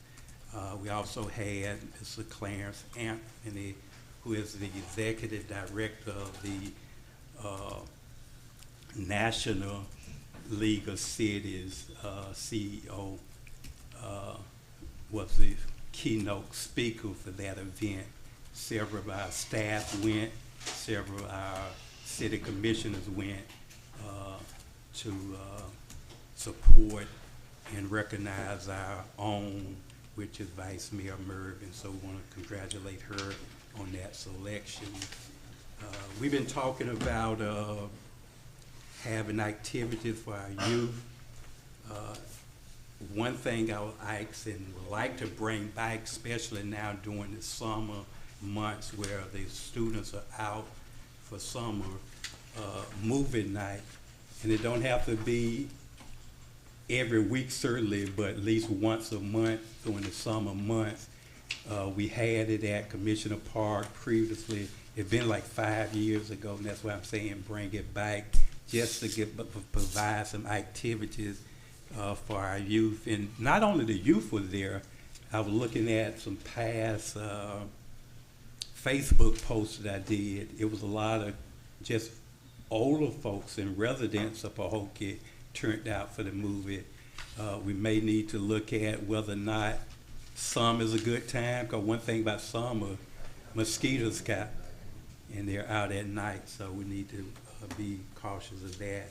Also like to see us do some summer basketball league to keep the kids off the streets at night. And again, it don't have to be every night, but at least once or twice a week during the summer to keep these children active, to keep them safe and in a more monitored environment would certainly help. Also, I went out on not Bacon Point Road, I'm sorry, Barfield Highway today. We're gonna have to really get on top of that as soon as possible for a $4.5 million road. It shouldn't have crumbled the way it did. And they're not working at this point. I don't know how long they've been off. Hopefully we haven't paid that last check. We need to look at the process of who would do the final inspection of that road. Why are they not bike out, at least addressing the areas that was deteriorated? It shouldn't have been where heavy trucks, and I know heavy trucks cause damage, but to cause it to that extent, we have to get someone who has some road management experience to look at that, and if they at fault, when I'm talking about the contractors, that they are responsible for addressing, repairing those roads. I know they was at least was gonna be putting another layer on there, but they need to do something, and it need to be done as soon as possible if we can get it done. We need to address that. Everglades Townhomes development, they have stopped work. I don't know if it's where they hadn't got anyone to sign off on using the wood piling versus concrete cement pilings, that we need to make sure that at least that's done, or someone signing off on it. Our own staff didn't want to do it, didn't want to be responsible for signing off on something that was could deteriorate at some point, you know, by deteriorate by termites or whatever. So we need to make sure we follow up on that if possible. I just want to mention, and I think everybody know, we have 3 audits going on. We have a state audit that one of our House of Representatives requested. we have a J-like audit, and we have an OIG audit. And while I'm bringing that up, there are folks still continue to say that the city is corrupt or they're being theft and all of these things. At some point, that's considered liable. You need some type of proof to be saying that out loud, or we need to take some type of action to sue people for liability, slander, whatever you want to call it. I don't know what the proper definition would be for it, but we cannot just sit back and allow that to happen. I just want to encourage people, if they have any proof of any corruption, OIG is the person to go to. You ain't All you about need to, Lucas. you're talking out of, at me. you're You out looking of, straight at me. I'm not looking at you. looking at me. All right, I try to slide the turn, but I'm not Did looking you go to directly at OIG you. about Lucas? You're out of order, Mr. Love. You're talking and I'm talking at this point. I'm giving my mayor's report. So you can provide that information if you got any type of evidence. And one thing they do, they investigate abuse, they investigate fraud, mismanagement, whatever you want to call it, they investigate it. But you got to have something that shows that that is occurring before they do it. I've reported things, and that's your right to do that. So I'm encouraging the citizen to do that if you please. But to consistently say that those things are out, that's just rumor and false information that you're giving. But people's gonna do what they do. Just want to mention that hurricane season has begun. And want to encourage everyone to just take some proaction to protect your home. Make sure you have a hurricane kit and do the things that are necessary in the event of a hurricane may occur. There's a possibility there will be between 17 and 25 named storms this year. They're expected to be 4 to 7 major hurricanes with winds and categories of 3, 4, and 5. Wind 111 miles per hour or higher. The forecasters have a 70% confidence that most of these storms will occur. So there's a high probability. We've been blessed the last 10 years or so not to have a major hurricane in the city of Pahokee, although other areas have had hurricanes, so we're gonna make sure we are proactive. The month of May is Haitian Heritage Month. We just invite and ask everyone to take the opportunity to learn about the Haitian culture, heritage, and resilience. What I would like to ask that we have a schedule of events that we have for all our culture, the majority of them, Hispanic, African American, and others, that we add the Haitian Heritage Month to that so we can help celebrate their culture and their heritage if we could and would.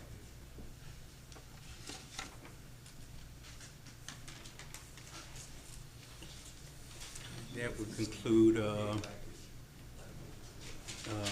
my report. And now we'll move to the interim city manager report. Thank you, Mr. Mayor, members of the commission. I'd like to first start off by thanking the entire commission for their vote of confidence during the interview process and ultimately naming me as the interim city manager. Been here 2 weeks and 1 day, and it's been a lot of fun.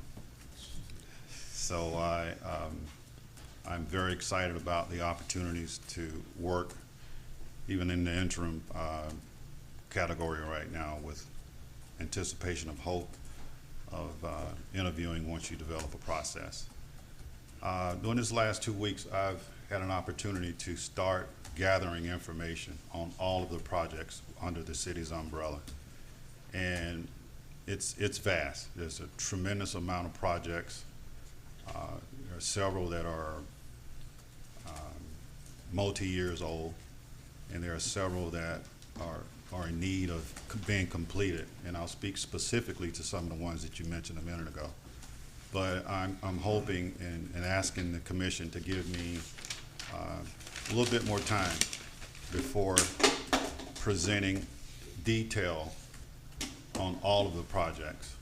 It's not to suggest that I'm not working as I develop. What I want to do is give you an inventory of where we are and what steps I'm recommending to get us to further down the road or completing the projects. And I'm in the process of doing some fact finding to gather that information. But I will speak specifically to some of the areas that you mentioned a minute ago, Mr. Mayor. And likewise, if any other commissioners have any questions. I will start where you started, indicating that we are in the summer months, and your ideas of developing a movie night in a summer basketball league is something that I would take back to Parks and Recreation and see what's doable in those.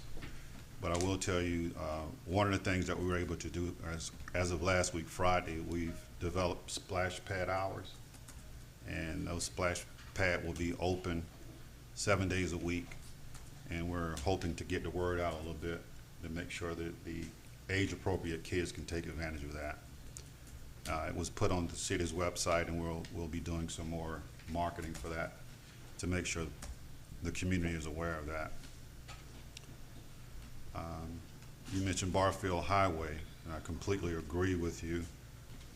We've had 2 meetings with the city and the contractor, and one that included, just earlier today, that included the contractor, FDOT, and GAP, who's going to be doing the CEI on that project, and that's one of the major issues, and I'll talk a little bit more about that once I present it in totality.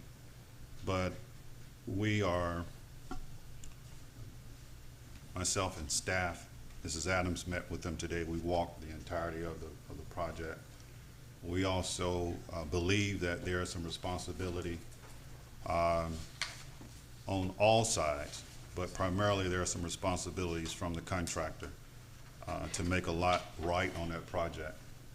And we're in the process of evaluating what that means. They've consented to coming out. There is some tremendous deviation in the world, if you've seen it, and I know you've seen it, that they're committed to go back in and recompact that area and do a multi-level of asphalt, and hoping that will make those repairs. And their conversations was that it was primarily due to the heavy truck traffic that was put on the road, and it was directly in the areas where they're having those challenges. But we've pretty much agreed that there's a combination of things that happened at the same time that resulted in the worst parts of that road being the way that it is. So in short, we're going to continue to meet with them and develop a strategy going forward that will close out the project. And it's not too far away. I know it looks bad, but from an engineering standpoint and some of the things that needs to happen with the asphalt and some additional cement concerns, I don't think we're too far away once they go back and make those corrections. Well, on that, could I just ask a quick question? Yes, sir. Could we consider having someone more experienced for its road project to come in and help analyze what occurred and who's at fault, or unless they're cooperating to the point where they can say that, you know, we'll take care of this. We understand that majority is probably our fault here. I'm just saying we need some kind of more guidance. I think in the future too, we need to make sure that if we have projects, say, for over $250,000, that's $250,000, that we have a project manager on it, and it could be incorporated rather than a grant. That means we'd have a little less for the actual project, but we got someone that protecting our interests and making sure it's done.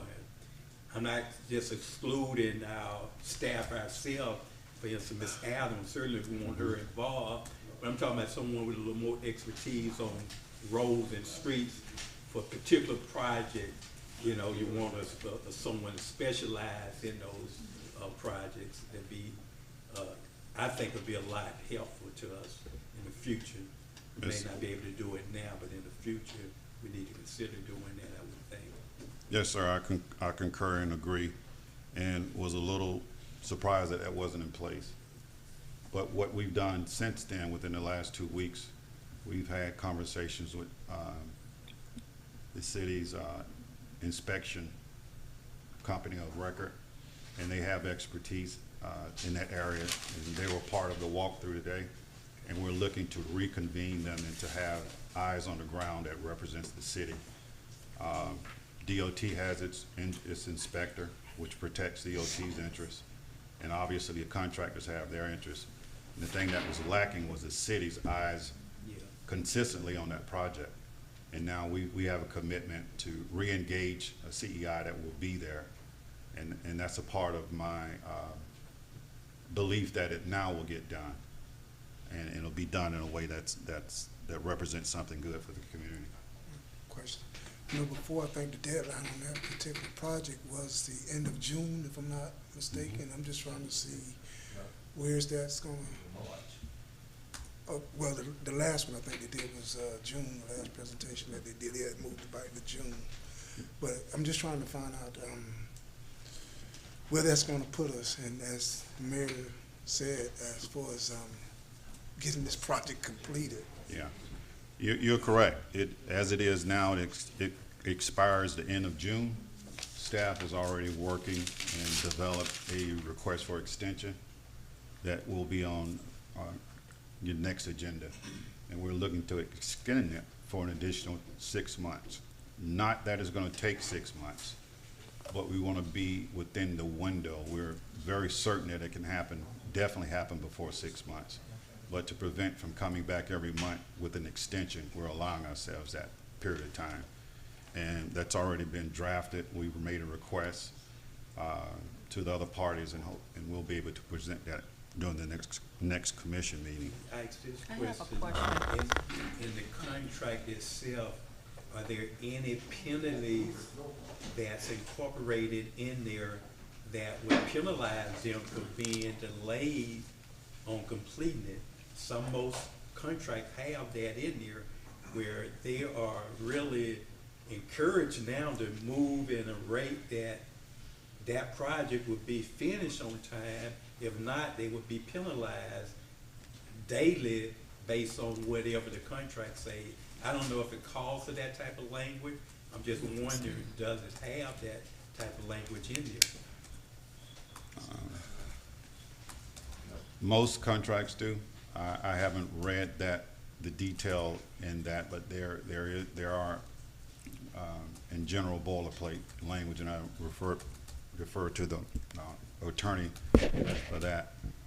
And the reason I'm asking you that too, because if you're saying you're requesting not saying we're gonna need that much time, but an extension of another 6 months, that gonna take them off the hook in whatever penalty they may occur if the contract have language that would penalize them. So I know sometimes we ask for extension for the state funding to receive if we pass a deadline. Right. We want an extension, so our funding is not affected, but I'm certainly not trying to protect the contract in a way that may prevent us from recouping costs of their delay. Yes. I have a question, Mr. Jackson. I know you said we're asking for another 6 months, and I know we have 3 audits going on, and I don't know when the audits will be done. So, will that affect it? Because I know we're not getting reimbursed because of one of the audits, correct? Not being in on time. And I know we did receive an email in regards to, I guess they're not working, it's because they were still expecting a payment. So is the 6 months going to even be enough that we're asking for because we have these audits going on and we're not getting the reimbursement because of the audit not being taken care of? Yes, and that's the other part of the three-legged stool. But to answer your questions, the 6 months will give us enough time based on what we're getting from the audit. And before I want to answer your question, and then I see Commissioner McPherson has something along the same line. The state audit, we have a closeout meeting scheduled for next Wednesday on that. So that's nearing completion, and that's for 2022, with the idea that we'll start meeting or develop a process that will allow us to have a new audit committee that will consider audits for 2023 and 2024, which will begin almost immediately after we close out 2022. So I foresee 2023, and speaking to the auditors,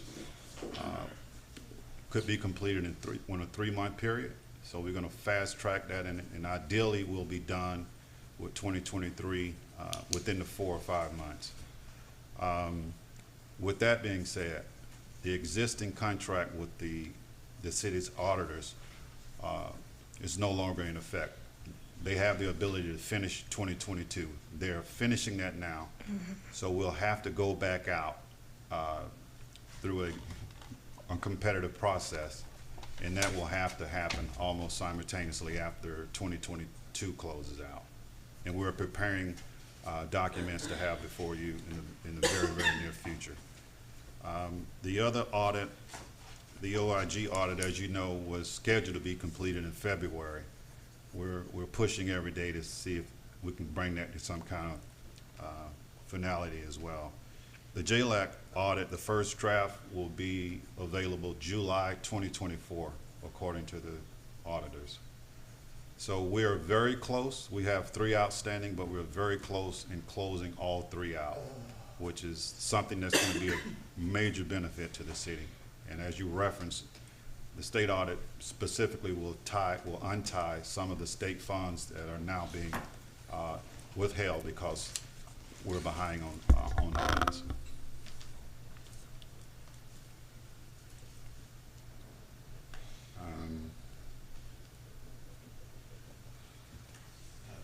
The Everglades Townhomes project, Mayor, that you mentioned, and correctly mentioned, at this point,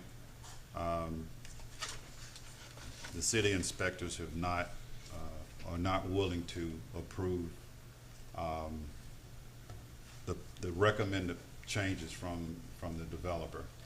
The developer has not, he stated what he wants to do, but has not come in and brought in new plans or anything to change from the existing in the original plans. They have spoken to a private group that will say that they could use that to get it passed over and above what the city's process would allow for. We've recommended that they provide some additional geo information that will give us more credence on whether or not that's something that I would feel comfortable recommending. What I'm proposing is that all sides come together, present in a workshop, so we'll have a comprehensive overview of both what the public inspector is saying versus the private, so you can make a informed decision as a commission. Having one side present versus the other is probably not the best if you want to make a more informed decision. So hearing everyone's point of view, I think, is something that's needed and necessary. I think that's all that I have based on what you.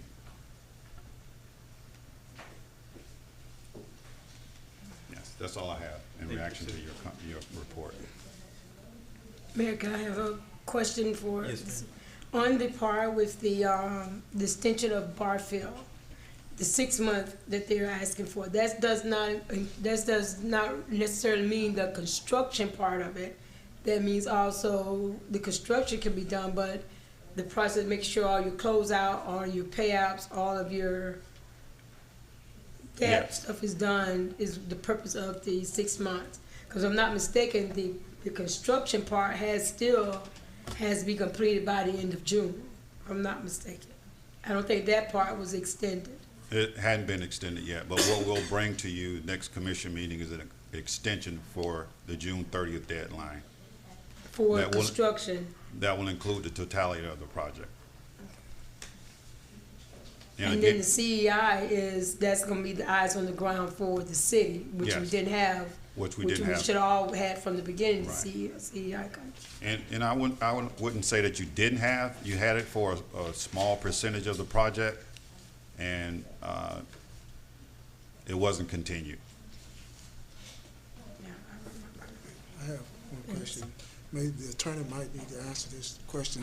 When we do these extensions and stuff for these particular projects, I know we already have a contract in place, but is there any way that we can put something in those extensions that would create a penalty, as Mayor Babb was talking about, if they don't meet certain deadlines? Yeah. If we in the extensions? Through the mayor, you already have in many of the contracts like a liquidated damages provision. The only thing here is there have been amendments to it. There have been, some payment considerations that have come up. So there have been some things that may remove that as a provision through other provisions of the contract that, that kind of make that not applicable. So I would have to look at all of the contracts to, side by side with the amendments to see whether any liquidated damages provisions would apply. But generally speaking, that is a part of all of your contracts. So, I can't answer specifically as to this one. I was actually trying to go back and look at the reconstruction of Barfield Highway and something that was done in 2021. It does have some language in there about liquidated damages, but I'm not sure what part of it, or because there are so many different agreements. And you also, and I would say that the mayor had some concerns about getting an expert in, but you all have an engineer of record. And so that engineer of record should be able to, because that is an engineer, and they're hired for the purposes of being able to review your roadways and give you recommendations about whether costs are appropriate. That person through that firm should be able to give some type of a review for that. So you actually have that in place right now. And they actually designed the road too, right? Right, exactly. So they've been very involved. They should know more than anybody just kind of coming in and looking at it blindly. And Jocelyn Adams should know a little bit more, but that's your person for right now if you don't want to incur any additional expenses. Actually, that's the person that we're talking about, referring to. Okay, well, that's Yes. your person, Yeah. that engineer of record.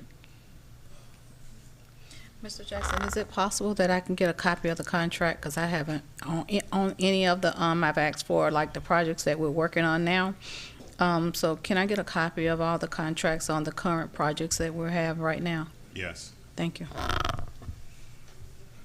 Next, we'll move to the city attorney report. Yes, Mr. Mayor, Vice Mayor, Commissioners. There are some items that the manager's already spoken about. I did give a resolution, which I'm told is going to be on your next agenda, dealing with the audit selection committee, which you all are required to do right now. In addition to that, I would want to make the commission aware of the end of the year deadline for the ARPA funding to be completely utilized by December 31st. And so, you may want to just know what the status of those projects are, because that funding does have a deadline. And I look forward to meeting with the interim city manager to discuss other things that Mr. Lucas mentioned in the very last city commission meeting that I don't have any additional information on. And so hopefully soon we'll be able to get some of those items that he mentioned that I had not heard about, you all may recall. Okay. But I do want to get on those things and work with the manager and bring them back to you all for your consideration. One of them was a tax exemption for the OKOs. Yeah, Okay, the yeah. town homes project. And no I sound, don't know what a new contract. commission thought on that, but I'm not in favor of a tax exempt. Yeah. I mean, And It's- my point is, whatever they are, you know, if they're presenting legal issues, I would like to meet with you to kind of get all of the information necessary, especially before the clerk leaves, because she kind of knows where the bodies are buried, I guess, right now. So, yeah, so that, with that said, we are, you know, we're available to look at the contracts. And so, Mr. Manager, when you send them, because I don't know if I have everything succinctly, I have them as we have items that come forward to the agenda, but I'm not sure if I have everything, you know, in order, or, you know, that kind of thing. So if you give them to Commissioner Cowens Williams, if you could please copy me. That's all I have. Thank you, Mr. Mayor. Thank you, ma'am. Now we'll move to future agenda items of the commission, if any, and I'll start with Commissioner Mike Pearson, and we'll move ourselves to. Don't forget, we have to vote on appointing the interim clerk. Okay. Okay. Let's do that now. Sorry. We did add to the agenda the appointment of an interim city clerk. So I'll take any motions to any effect. We do have a current deputy city clerk who's certified as a city clerk. So that would probably be the person most likely to fill that role. But I'd entertain a motion if someone has one. Mayor, I make a motion that we will move Nalene Clark as the interim city clerk. I'll second it. And I'll just amend it slightly to say the date of her appointment to interim will be the day, June 10th. June 10th. So effective June 10th. Call for questions. Hearing none, are you ready for a vote? Roll call, Madam Clerk. Vice Mayor Mervin, Yes. Commissioner Calvin Williams. Yes. Commissioner McPherson, Yes. Mayor Bat. Yes. Thank you, Madam Clerk. Thank you, Commissioners. Motion passed by unanimous vote. Ms. Clark will be our interim city clerk, effective June 10th. Okay. Now we'll move to the future agenda items of commission, if any. Start with Commissioner Mike Pearson. Yes, I've been really trying to do a little research on some of the information, but I've been looking at our vacancies. Maybe we need to look at hiring of some of those positions, specifically the human resource position and maybe finance director, to allow our city manager to move forth and hire some staff to try to help this ship keep a sail. For future agenda items. All of those positions that's needed, those core positions that we really need, is already being advertised. Are we getting any application for the fulfillment of those? Yes, we just did a compilation of the existing applications for both those positions just earlier today. So we'll be setting up interviews for both the Human Resource Director and the Finance Director. Okay. And So can the status then, if we can do that, to add it to the agenda as Commissioner Yes, sir. McPherson is indicating, I'll second that, And to can I- have a status of the hiring process and the position open report. Could I just add to that too? When we advertise position, can we not put until filled? Could we advertise for a 2-week period so we'll have a cutoff date as far as when those positions are in it? Then we can know, because you won't keep getting applications just staggering in here and there and everywhere. Instead of, because a lot of our positions say until filled. When we decide to advertise something like that, we might, Yeah. I just want to Well, suggest yeah. that we do Future 2 weeks, future 14 advertising. days, yes. You would give at least a deadline for future advertisements. Okay. So those are already out, so Yeah. it's hard to change. So we have a motion and a second that we receive the status report on the hiring, our hiring process, at our next commission meeting, at least a future commission meeting, which hopefully be at our next. Okay. Call for question. Hearing none. Are you ready for a vote? Roll call, Madam Clerk. Commissioner McPherson, Yes. Mayor Bab, Yes. Commissioner Cowan Williams, Yes. Vice Mayor Mervin. Yes. Thank you. Motion passed by unanimous vote. Anything else? Vice Mayor Mervin. Any future agenda items? No. Okay. Commissioner Kyle. He Williams. mentioned them already, the audit and all that stuff. Yes, I would like, we can add an update on what's going on with Muck Tavern. Okay. I'll second that. Status report on Muck Tavern for a future agenda item. Okay. To include the status of when RFPs will be going out, if or when, whatever the status Yes, may be. That was one of the projects that is part of my fact gathering, so Okay. it'll be ready for next commission meeting. Call for questions. Hearing none. Are you ready for a vote? Roll call, Madam Clerk. Commissioner Cowan Williams, Yes. Mayor Bab, Yes. Commissioner McPherson, Yes. Vice Mayor Mervin. Yes. I got two more. The next one is, if we can discuss, I know heard you all talk about it in the past, a fence around the canal in East Lake Village because of the alligators that's in there. If we can at least get an update on it or talk about it, or has anything happened with the fence? I know we've been talking about this for a while. Okay. And of course, part of that discussion would be the cost too associated with it, and see if we have the funding to make it happen if we have it. I'll second that. Call for question. Hearing none. You ready for a vote? Roll call, Madam Clerk. Commissioner Cowan Williams, Yes. Mayor Bab, Yes. Commissioner McPherson, Yes. Vice Mayor Mervin. Yes. And I have one final one. Let me just find it, hold on. We went to that meeting they had with Commissioner Baxter where they talked about House Bill 1365. And I know starting in October, that's going to go into effect. And after attending that meeting, I did some thinking. I was wondering if, I did talk to Mr. Brown from Housing and Community Development, and I know we are having some issues with Parker Building, and I was explaining that to him. I was wondering if we can direct as a commission that Mr. Jackson can speak with Mr. Brown, because he said they do have some dollars and they look for partnerships like that. And I know right now Parker Building has a lot of issues going on with them.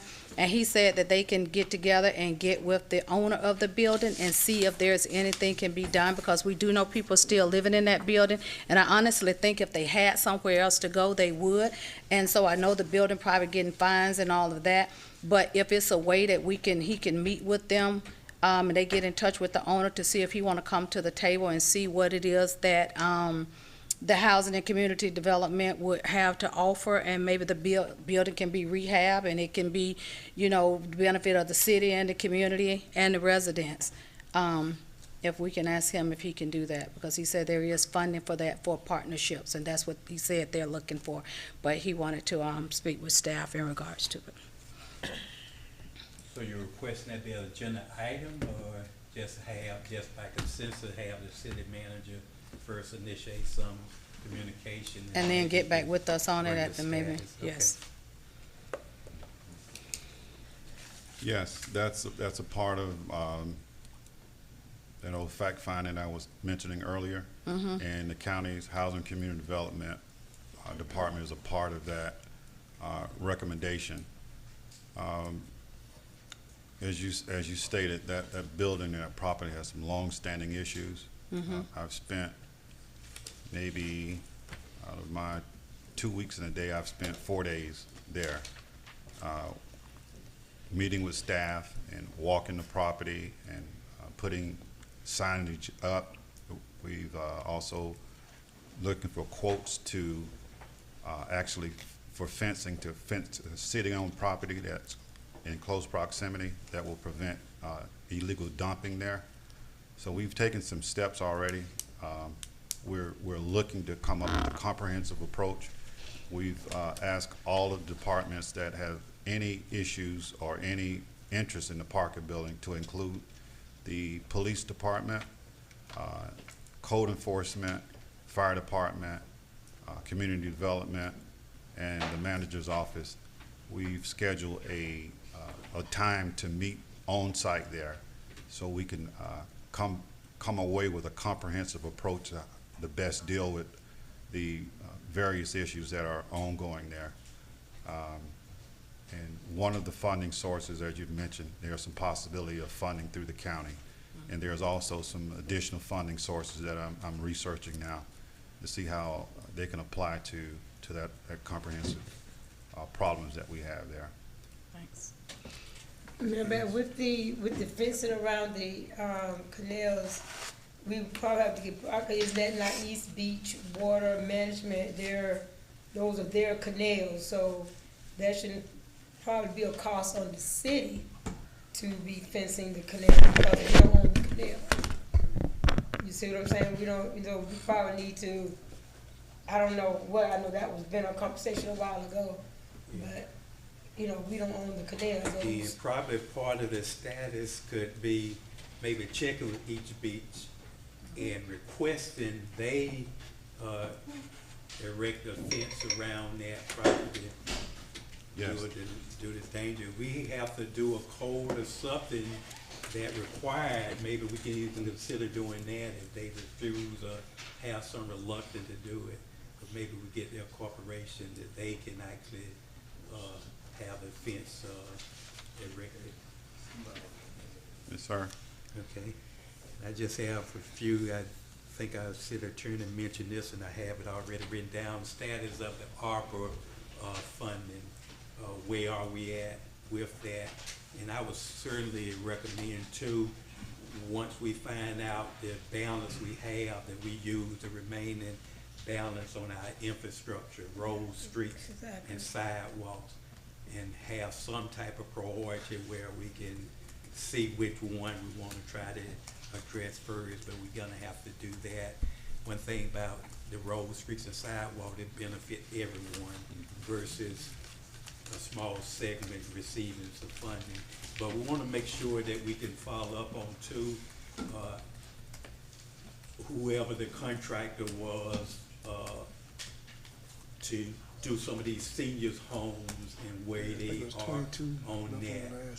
Because half of that money has already been allocated. It's just a second portion of it that they ain't been able to receive because their home haven't been fixed. I've spoken with Marlon, and he say he would be on top of that and make sure there's a closeout on all the remaining homeowners and properties. But that's I've met with him as well with that as an urgent message from the city that we close out those existings, and he's committed to me that he's going to get that done.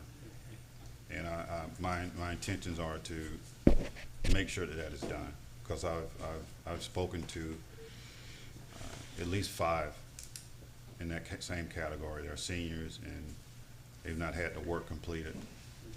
And I made a commitment to them that we'll make sure that that's done. okay. Now, so I'm asking that be placed on the agenda. And all of these, Ms. Jackson, I know you have quite a few. They're for future agenda items, so that don't mean you have to have every single one on the next agenda.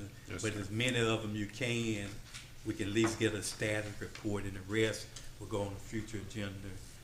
The second one is having a workshop added to our agenda to look at the process for hiring a permanent city manager and whether or not we want to do an extension to the resolution for your hiring to maybe be extended beyond the 60 days. So a discussion on that within our workshop. We'll vote on it after we had the workshop at a regular commission meeting, but we want to have at least on our agenda to do that as soon as we can, and hopefully that was one of the things I would like, hopefully the commission as a whole would like to see on the next agenda item. Okay. If I can get a second on that, so we can at least have that. I'll second it. Okay, it's been moved and second. Call for questions, hearing none. Roll call, Madam Clerk. Mayor Bab, Yes. Commissioner Calvin Williams. Yes. Commissioner McPherson, Yes. Vice Mayor Mervin. Yes. Motion passed by unanimous decision to add that to a future agenda item. And lastly, agenda item establishing a workshop for conducting our strategic plan to look at our long-term funding for different projects. I know some of us have a list, but we need to prioritize and at least see if we can get them either the legislated acts or find some other funding to get them done. Will be maybe the second workshop. The following meeting, we'll have a workshop prior to our regular meeting to discuss our strategic planning process. Okay.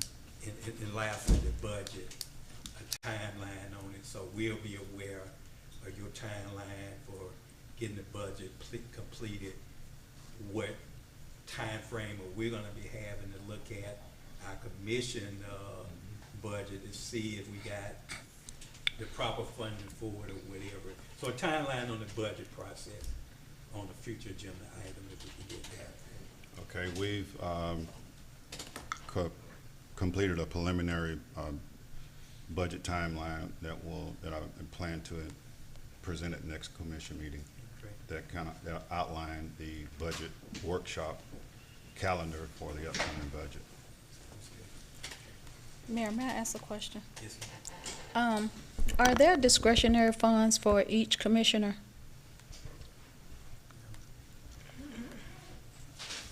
we had something similar one time, like $100 and we had. So it's nothing in the budget? Groups or so, that each commissioner once a month, but we don't have it currently, no. Okay. Let's see what we got. I'm gonna be here all night.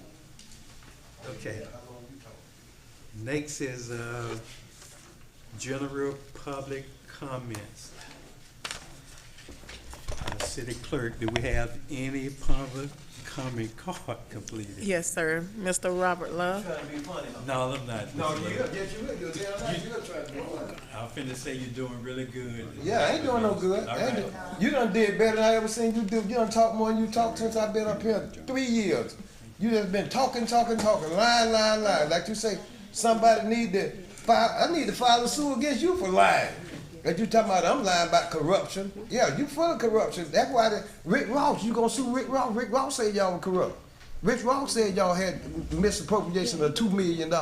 Don't put that shit on, don't put it on me. I didn't call you. But just like I'm gonna say this, no, you were looking right at me, you talking about me. And thank you, Mr. Jackson. Thank you, Mr. Jackson, for welcoming me. I'm welcoming you, Mr. Jackson. Thank you. Welcome. But you're gonna have a problem with them cause of me. I'm just telling you while I'm up there. You're gonna have a problem with them cause of me. They showing you already. They done put more on your plate tonight than they put on Lucas' plate in 2 years. I heard them tell you 35 things to do tonight, and Lucas, we've been gone.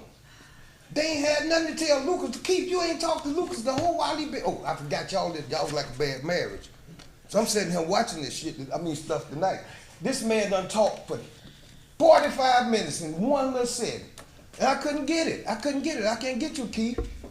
And then you want to sit there and point fingers at me talking about I'm calling y'all corrupt? Yes, you are. I didn't call you. I didn't say. Well, you said somebody be running around there talking about corruption. I do live twice a day, so I know you're talking about me.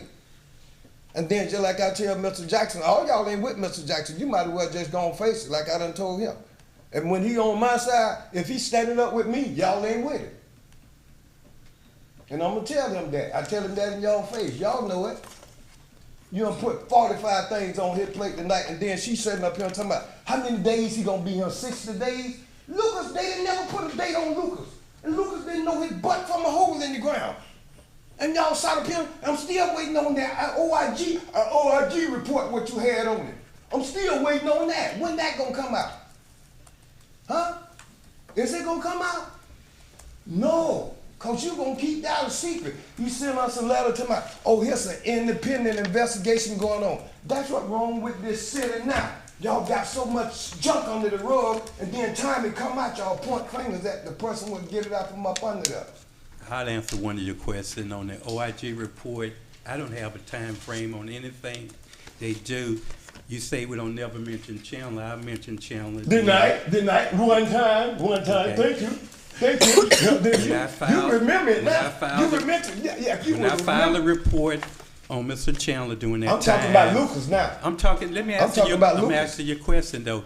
It took nearly 1 year from filing to completion, so I don't know what their time. Did you file one on Lucas? You said you were gonna file one August the 7th.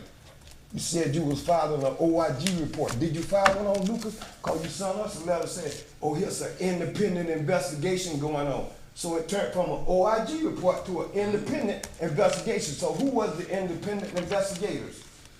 You and Ms. Weeks? It had to be in-house.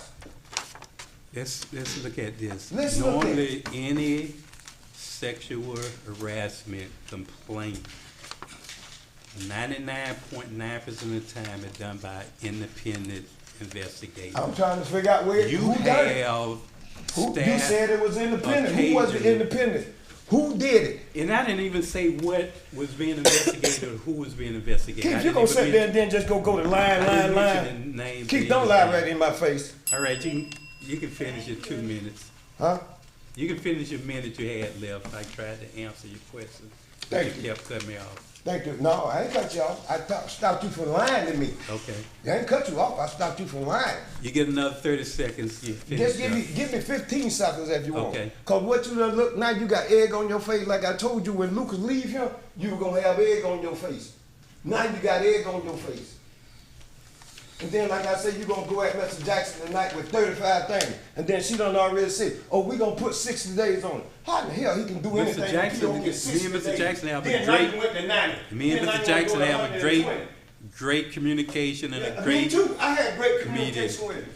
And if you was careful to listen, I told Mr. Jackson, we're not expecting to have all of these things on his next agenda. These are future agenda items. 60 days. Do you know what 60 days is? Y'all done put 60 days on this man, and you didn't never put 1 day on Lucas. Y'all kept Lucas till we ran away from here, till he got ran out of here. Lucas ain't just quit.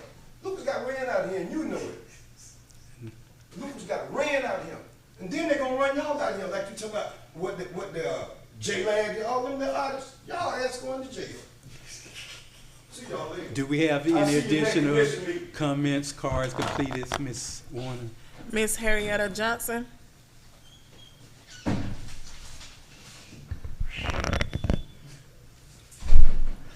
mayor and fellow citizen commissioner, and I'd like to say congratulations to you, Mr. Michael Jackson. Thank you. We've been knowing each other for years, but I just have one comment and one question. You allegedly you all met with Palm Tree, and I don't know what the complete story that they presented to the 3 city commissioners for Belgrade, South Bay, and Pahokee, but I do know what the end result said. They have taken all the bus routes from the citizens of the Glades, and they have started bus routes in Port St. Lucie. So the routes that were available to us, for example, I worked in West Palm Beach on North and October Boulevard at Indian Ridge, a behavior school, which I love, and I'm behind Turning Point. And to get a bus in the morning time, I got to get up 3 o'clock and make sure that I have taken a bath and got dressed, call Go Glaze. And then I cannot get a bus to get to West Palm Beach until 8 o'clock. I'm supposed to be this to pick me up at home at 8 o'clock in Belgrade, and I'm supposed to be to work at 8 o'clock. So I don't understand how you all supported the decision that, and they said you all did, I don't know. But I don't know how the 3 Tri-Cities supported the decision to take buses away from the residents of the Glaze so that Palm Train can add Port St. Lucie a route, and Port St. Lucie is not. Let me ask you a quick question. Did any city commissioner or the city manager meet with Palm Train in any type of meeting about routes? I don't think we was there. That's why I at the say time. allegedly, because Right. when I called our representative from the county, that's the first thing Regina said. Mm. Oh, they met with the 3 cities and they did this and did that. Well, Palm Train is a department, a federal department of transportation from Washington, D.C. You were around when we had Lift Line, moved from Lift Line to Coltrane, then moved from Coltrane to Palm Train. But it was done because there was only 20% of drivers in the Glaze that, you know, and that's the reason we got this federal grant. It is a federal grant for, and you know how grants go. You cannot change a federal grant without having permission. So they have taken all the routes from the residents in the Glaze. I stayed 4 blocks from my used to be route. They done took all the signs down, they done whatever they want to do. So on June 7th, I will be over at the commissioner meeting. I'm going to address Ms. Bradina Coleman Baker, which is a former resident from the Glaze. She's a graduate from Eastlake High School, my sister, good classmate. But to take all of that away and the people work, that's their only transportation. And people with tears in their eyes saying, well, how am I going to get to work? What's going to happen to me? What's going to happen to my rent? What's going to happen to my children's daycare? What's going to happen? So I'm just asking when people come and present, and that's the reason I question it, gentlemen. When they make these presentations, we need to know the bottom line. What they present up front look good.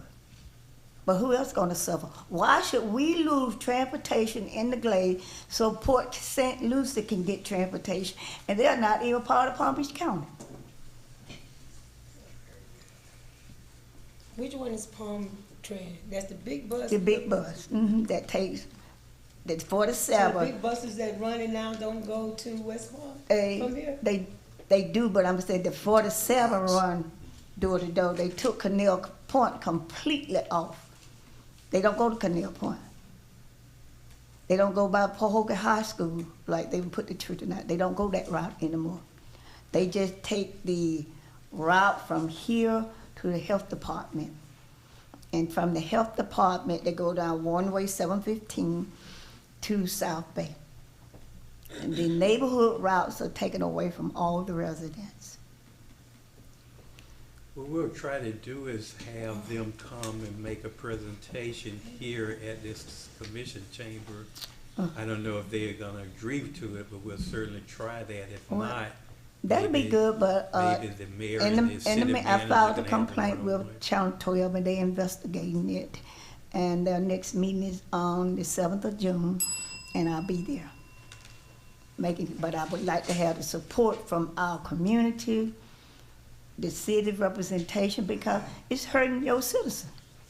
It's And hurting. so again, no buses from here goes to West Palm? Yes, we had afforded it goes, but I'm saying the neighborhood, right, they don't pick up nobody.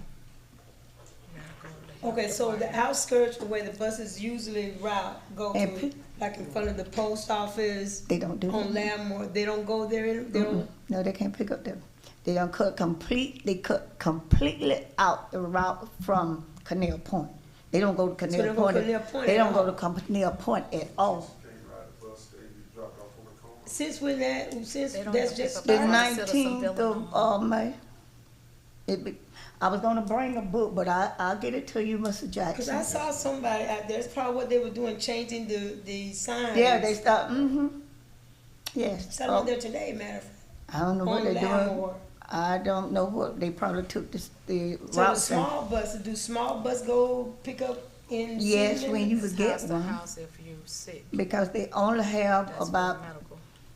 6, so by the time you try to pick up everybody from neighborhood to neighborhood to get them to the health department so they could I catch didn't know 40 to West Palm Beach. No, they didn't tell the whole story. There's no neighborhood buses. For example, if my car, driving it messed up, I'm getting a new. For example, I live on 10th, and if I want to go to the drugstore, if I want to go to Winn-Dixie, I have to walk. Now, I have a 3% disability because I broke my knee half in two, so I cannot do a whole lot of walking. But for them people to get from that area, and I don't know how it worked with the West Tech with the Haitian people, because you have a pipe bus going to the West Tech training, I guess, for learning to speak English. But the idea, we don't have any transportation. No. Thank you, but we're, as a commission, city would try to follow up on that and at least Now, try what to if- get them out here and see if we can encourage and pressure or whatever it takes to maybe change that thought pattern of how they assign the routing now. So Okay. thank you. Thank It's you. new to us at this point. Thank you so much, and I'll be at the meeting on the 7th, and then I'll bring that information, then I'll make an appointment to see the other two, Belgrade and South Bay, be at their meeting. It's a Do we have nightmare. any additional comments, cards, city clerk? No, sir. Thank you, ma'am. And lastly, we'll move to the commissioner's comments for the good of the order. And Commissioner McPherson, have anything? There's just a couple of things I don't know if they should be agenda items, but just some things I want to look at.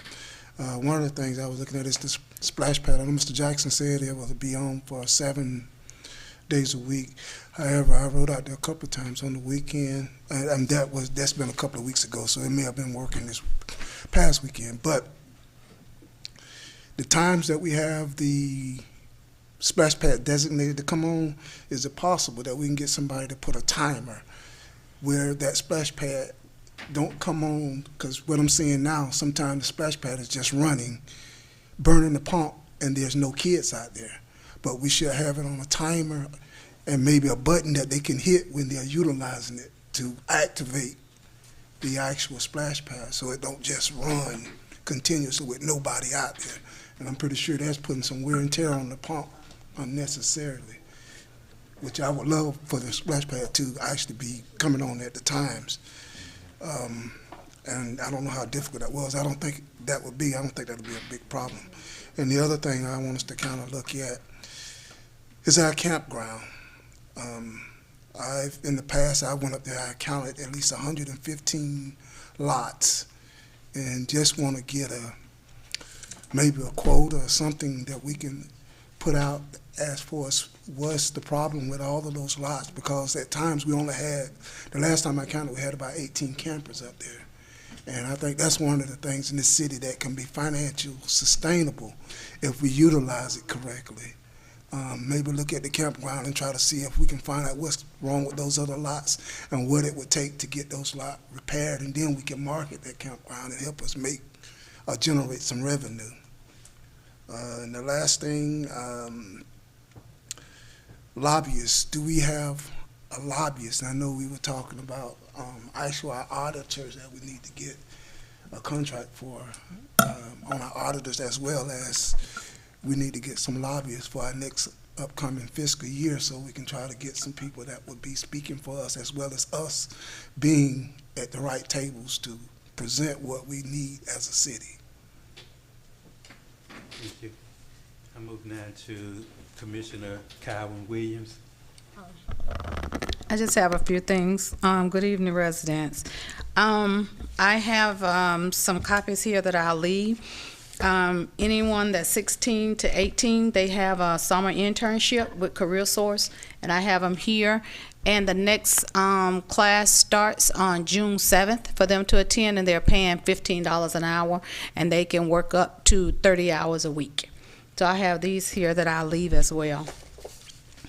Also, the county is now accepting applications for emergency repair assistance for the residents in Palm Beach County. So I have these applications here that I can leave as well, that they are now, if you have any repairs that you need done with your home through the county. So we have that here as well. And also I have a sheet here starting June 1st. That is hurricane. We have tax-free week. Starting June, it's going to run from June 1st through June 14th. That's going to be the first round. The second round is going to be August the 24th through September the 6th.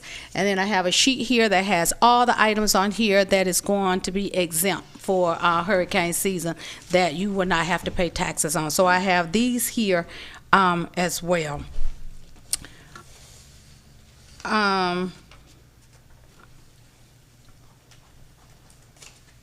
And then I have this one last sheet that for the emergency repair for your homes. I have the sheet here that tells you the deadline, because there's an orientation that you have to attend. The next one is on June 6th at 10 o'clock a.m. And so I'm going to leave these also because it lets you know to register, because there's a workshop that you have to attend before you can get the funds for the program.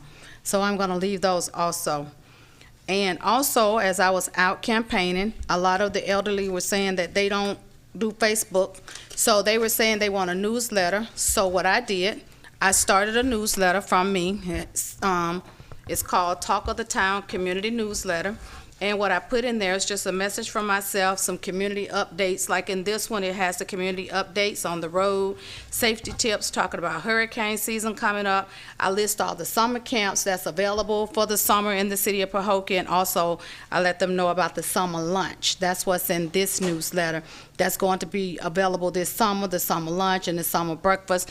And then I put the application on the back as well.